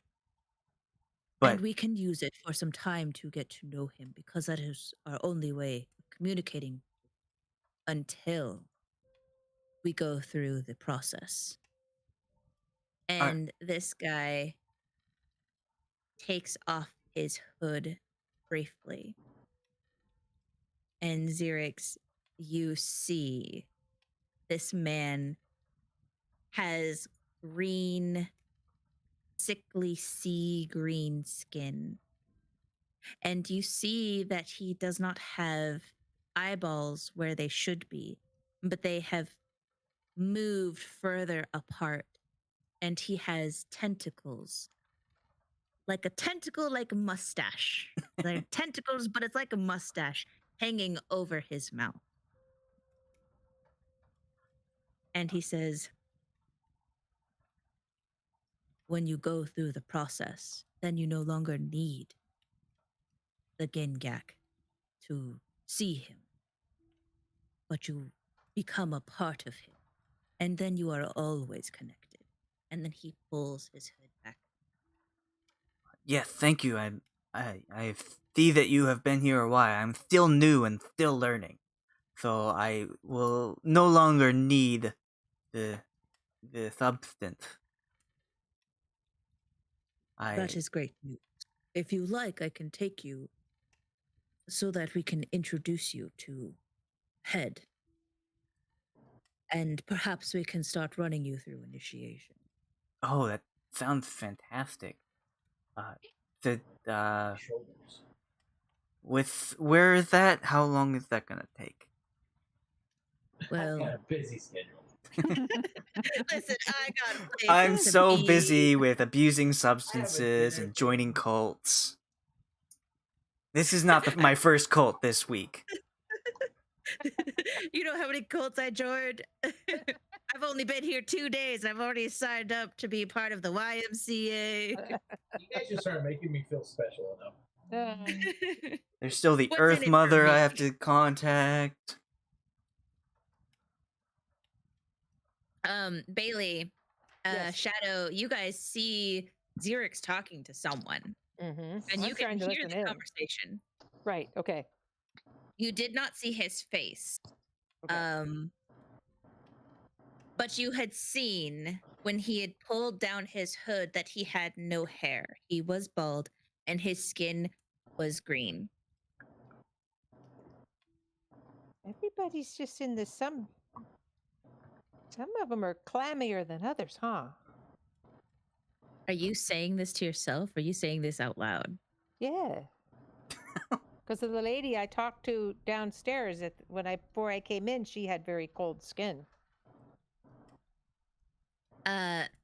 This one looks at you and like hears you say this and is like, He's got good ears. he's not that far from you. 20 feet. And he's just like, is this looks at you, Shadow, and says, is this another one? A new one, brethren?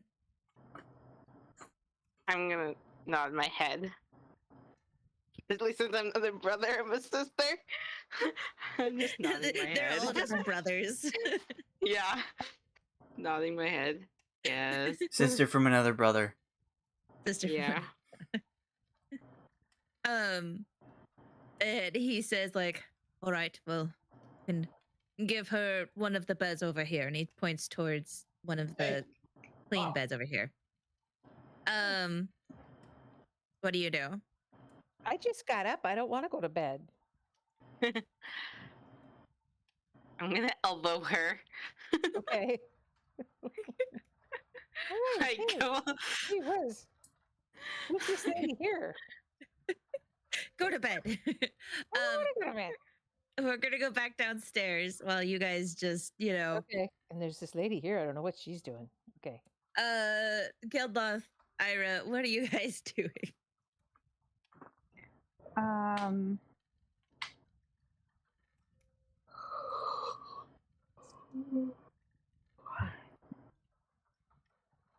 I don't know. Don't know what we're doing here. Splitting the party. You came here. Yes, because the dudes were here, but we didn't know. Why did it do that? They're still tied together, but it only moved one. Oh, where'd it go? I don't know. I'm just gonna. Oh my gosh, it's way up there. probably off screen. Can you just like untie them and then I'll just put a symbol on myself? Okay, that works. Just give yourself a red dot. Yeah. Why do I still have wings? There we go. Is that your necklace? No, it was probably from when we had bless. Okay.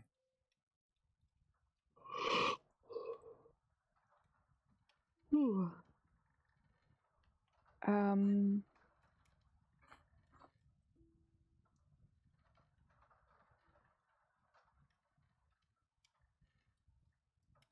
They haven't. Well, I guess.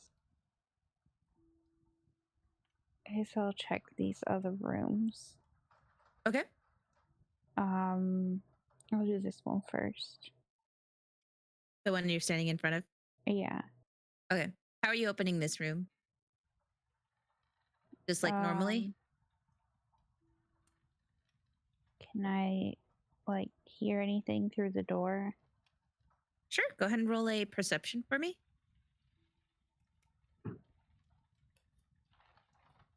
Perception.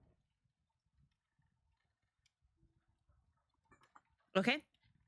You can hear a woman voice in there just like, oh, I want to leave, but what if they come in to find me? And then you hear another male voice saying like, it's all right. I can sneak you out. It won't be a problem. You can tell that there's two people in this room.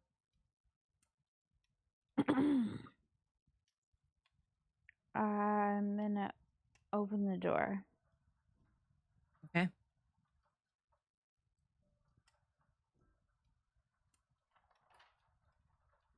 You open the room. Oh, that's right. What appears to be a laundry room.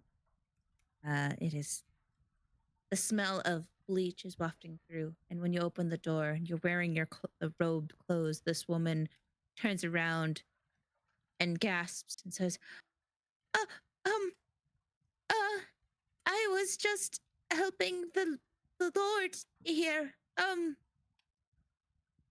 then we need fresh sheets. We have another. She says, "Oh, where?" She appears to be very scared, and she is like, her voice is trembling. Just hand me some sheets. Okay. And this guy, dressed in the priest's robes, is kind of like looking like when you would come in, he like quickly looks like he's just examining the sheets and checking the work that she was doing.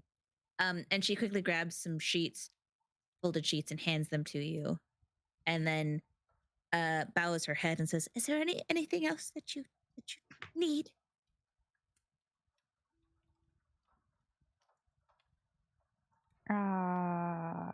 Not at the moment. Thank you. I close the door and I'll walk off. Of course. Okay. And you close the door. Okay. Geldloth, what are you up to? I am just waiting to see if shit's gonna hit the fan. You saw 3 of your group go upstairs, and you haven't heard any screaming yet. Yet. Is there anything else you guys would like to do downstairs?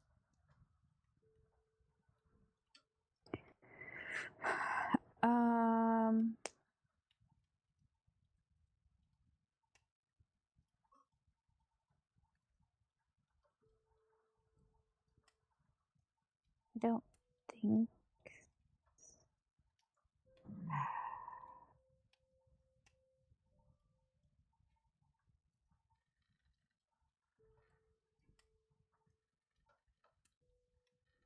What?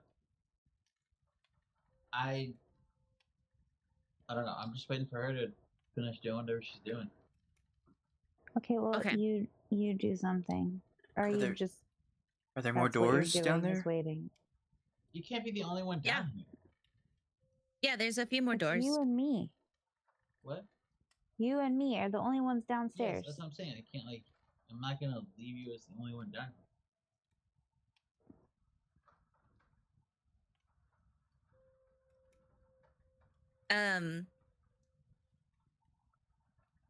As you guys are, Geldloth, as you're standing there just kind of like on guard, you hear the ka-chink as this door starts to open.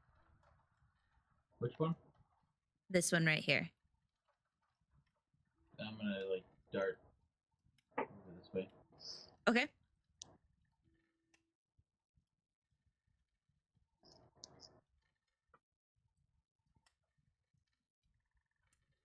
And I'm gonna See face it the wall and act like I'm like cooling on myself. Okay. You see a woman come out, followed by two priests, carrying what appears to be food trays. And they head upstairs.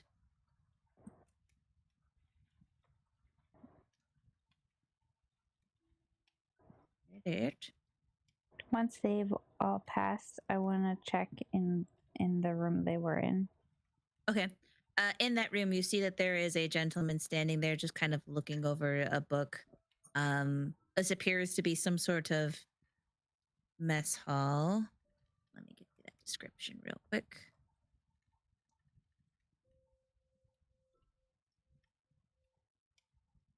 These guys come upstairs.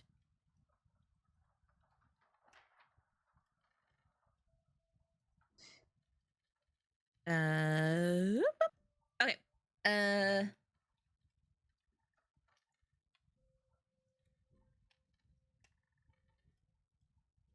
The dining hall. This is a dining hall. Is a large, cold room.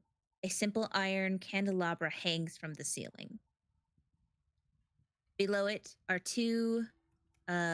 four tables, with uncomfortable-looking benches.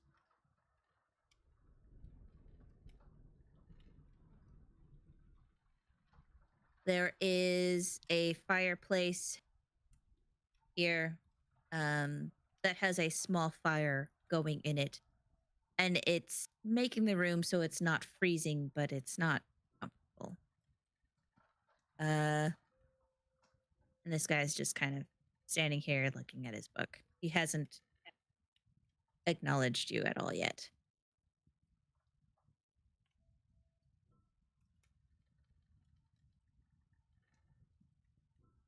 What would you like to do? Geldloth, you see those guys go upstairs. Alright, then I'm gonna walk closer towards the door when she walks past just to see if I can hear what's going on.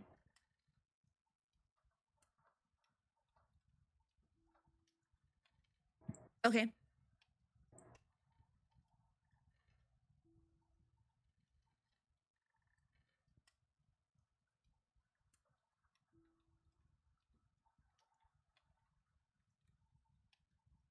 Ayre, do you want to do anything?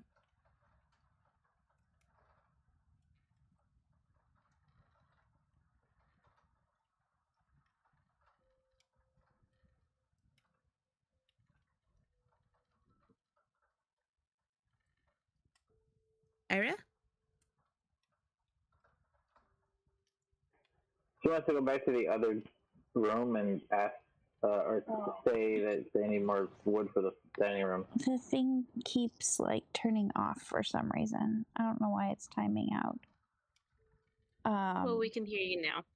Yeah. I wanna go back to this room and I wanna tell the laundry lady to get more wood for the dining area. Okay. She says, wood? I don't normally that's one of the one of the Lord's works. And she looks at the priest behind her.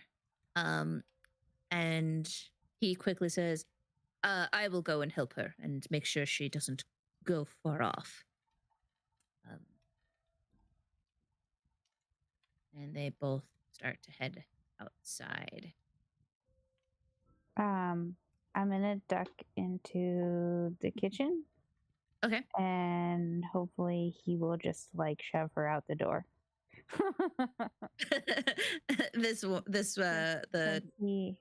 Since he knows that nobody can see them at the moment.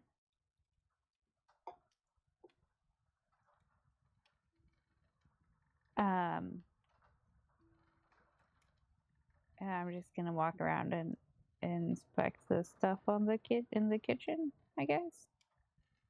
Okay. In the kitchen, you see that this woman again is still like kind of banging pots and pans, and you see every now and then she like will make a noise with the pan, and it seems pleasing to her, so she'll start like repeating that noise and just banging on the pot over and over again. She's holding like a wooden spoon, just tit tit tit tit tit tit tit tit tit bang, ching chong, all different kinds of noises. And there appears to be just a basic staple of bread. There's some cheese, and there is a big pot of what looks to be some sort of gruel, some sort of oatmeal like substance.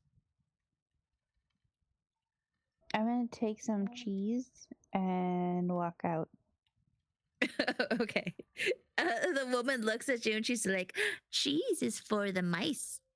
And if you get the mice to show up, then the cats show up. And then she goes back to playing her pots and pans. Oops.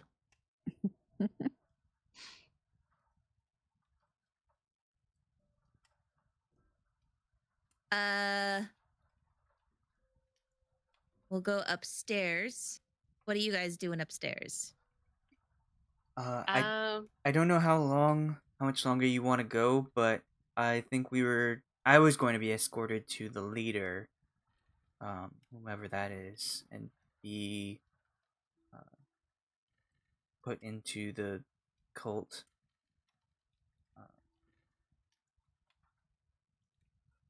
I don't know who else wants to do whatever, Bei-leigh or Shadow.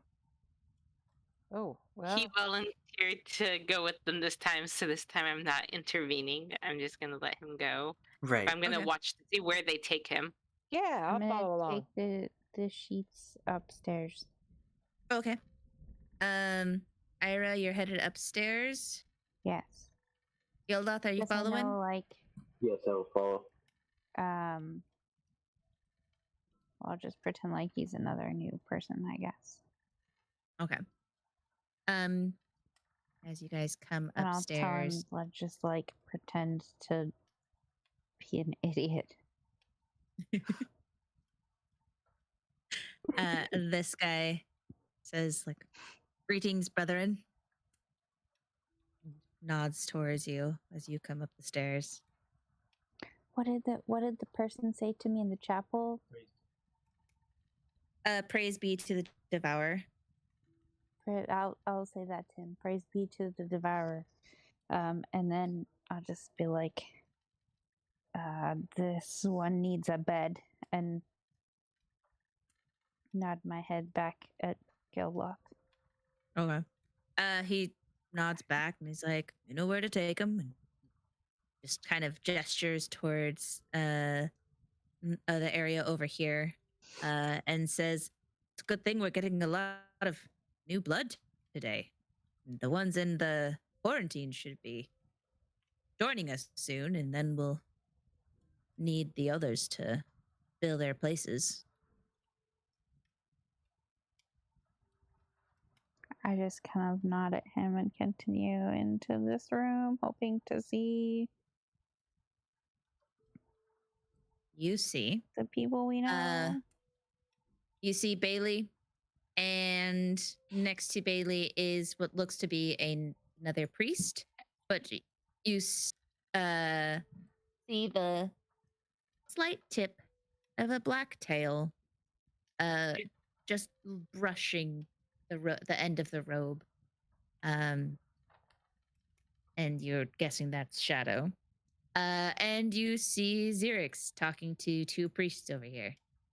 You also see, when you look to your right, the three people that came from downstairs appear to be trying to feed and take care of the people in the cages.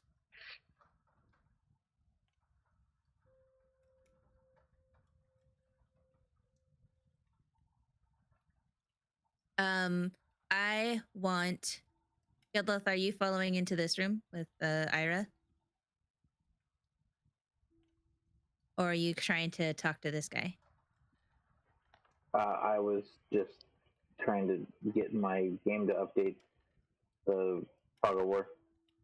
Oh, okay. I would like, as this guy comes here. Well, okay. Bei-leigh, Shadow, you two turn around and you see Ayre and Geldloth. Oh, hi. Well, I mean, I'm dressed as a dude. Yeah. Oh. You see a Hello. cultist and Geldloth. Okay. Oh, a cultist. Well. Oh, and Geldloth. Okay, I wave.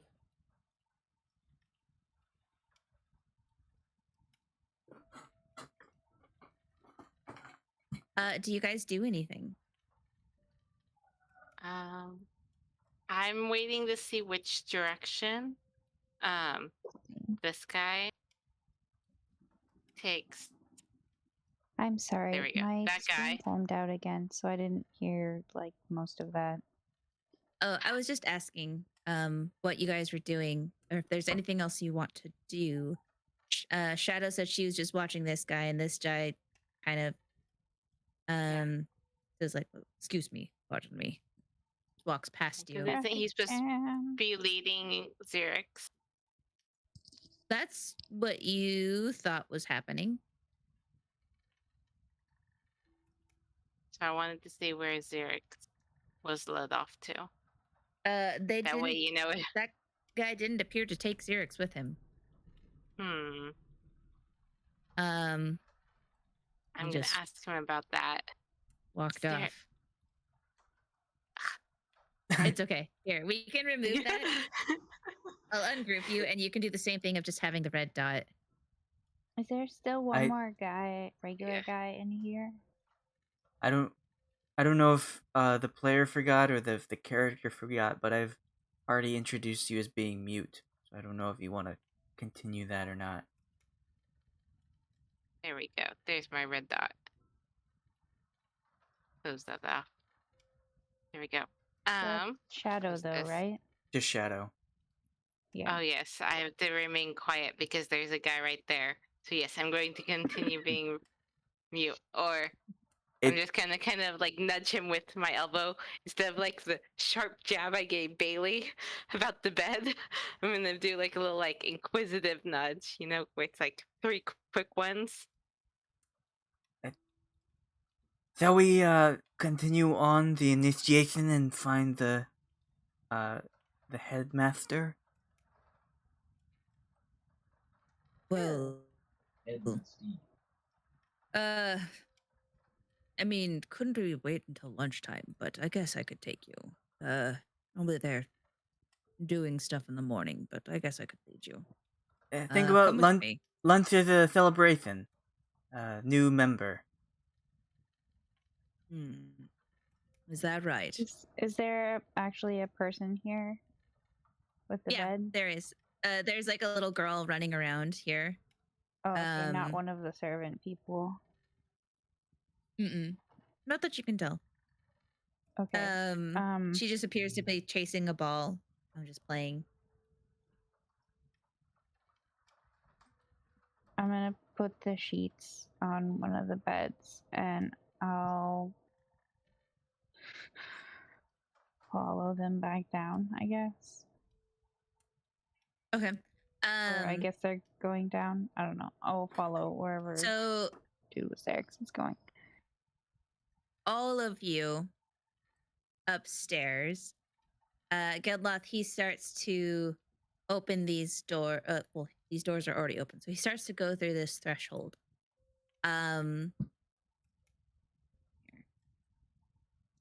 When all of you hear the clattering of dishes from over here, and you start to hear more screams and rattling coming from the cages. Oh my. And all of a sudden, you see this woman backing out. And she looks horrified, and she approaches one of the priests, and she's like, "There, I don't know what's happening.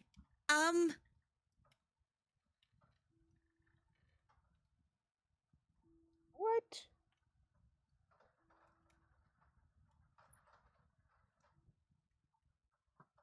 What is happening?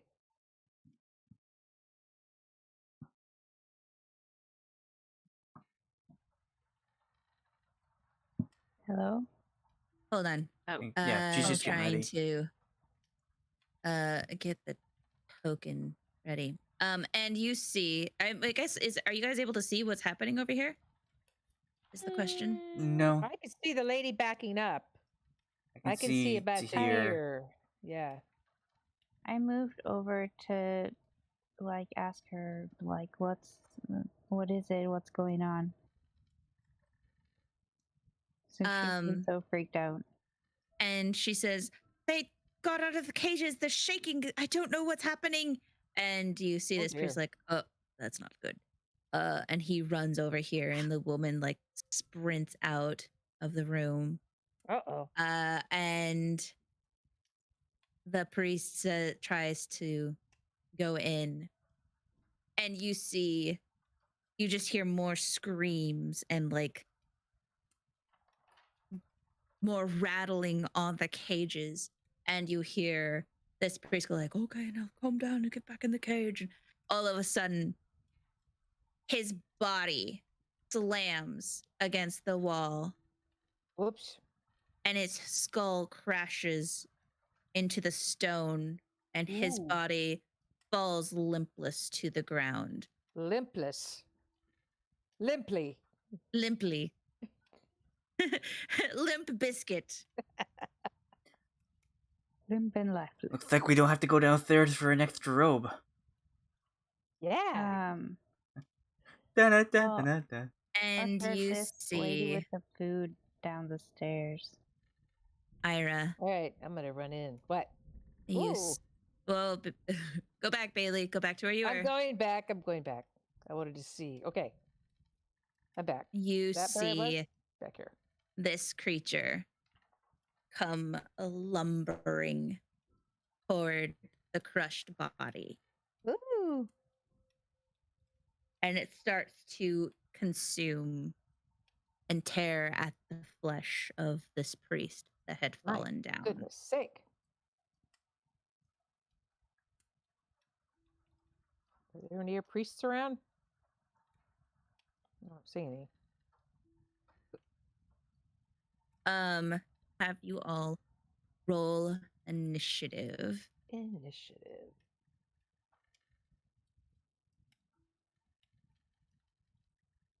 right. Mm, Select. I'm clicking you. And Oh, because I am not on the right thing. Sorry.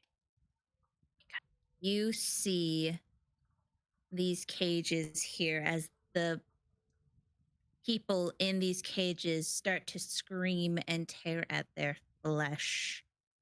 And you see their muscles drip off to reveal these sickly ghouls in all of these cages. Wonder if they knew this was going to happen. Did the other priests do anything? Like, what is their reaction? They saw the body, and one darts into here, and this one comes up here to try and stop this ghoul and start fighting. He pulls out his scimitar and he's trying to slash at this ghoul. And we will call it here. Let me go ahead and put in this turn order.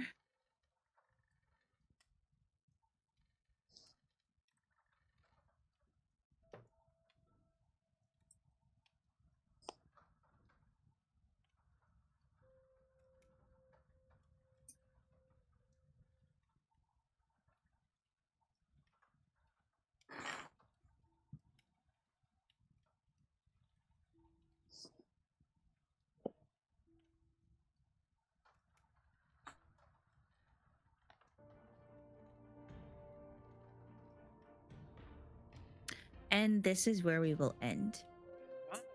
Since I don't think you guys want to enact out in a big long fight. It could take a while. Not really. Okay. Well, all right then. Got a good spot to start next time. Yep. A good place to start. I should probably make a note of that. Let's see here. Be ready for combat. Know your character. Think about what you're gonna do first. People in cages going crazy. One escape.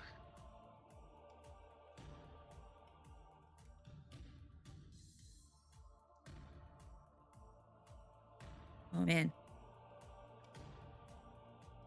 About to do combat. And Ayre, There we go. you see that there are still 2 humans in the cage that have not turned. And they are just like freaking out. They're screaming like, let me out or keep me in. I don't want to turn into that.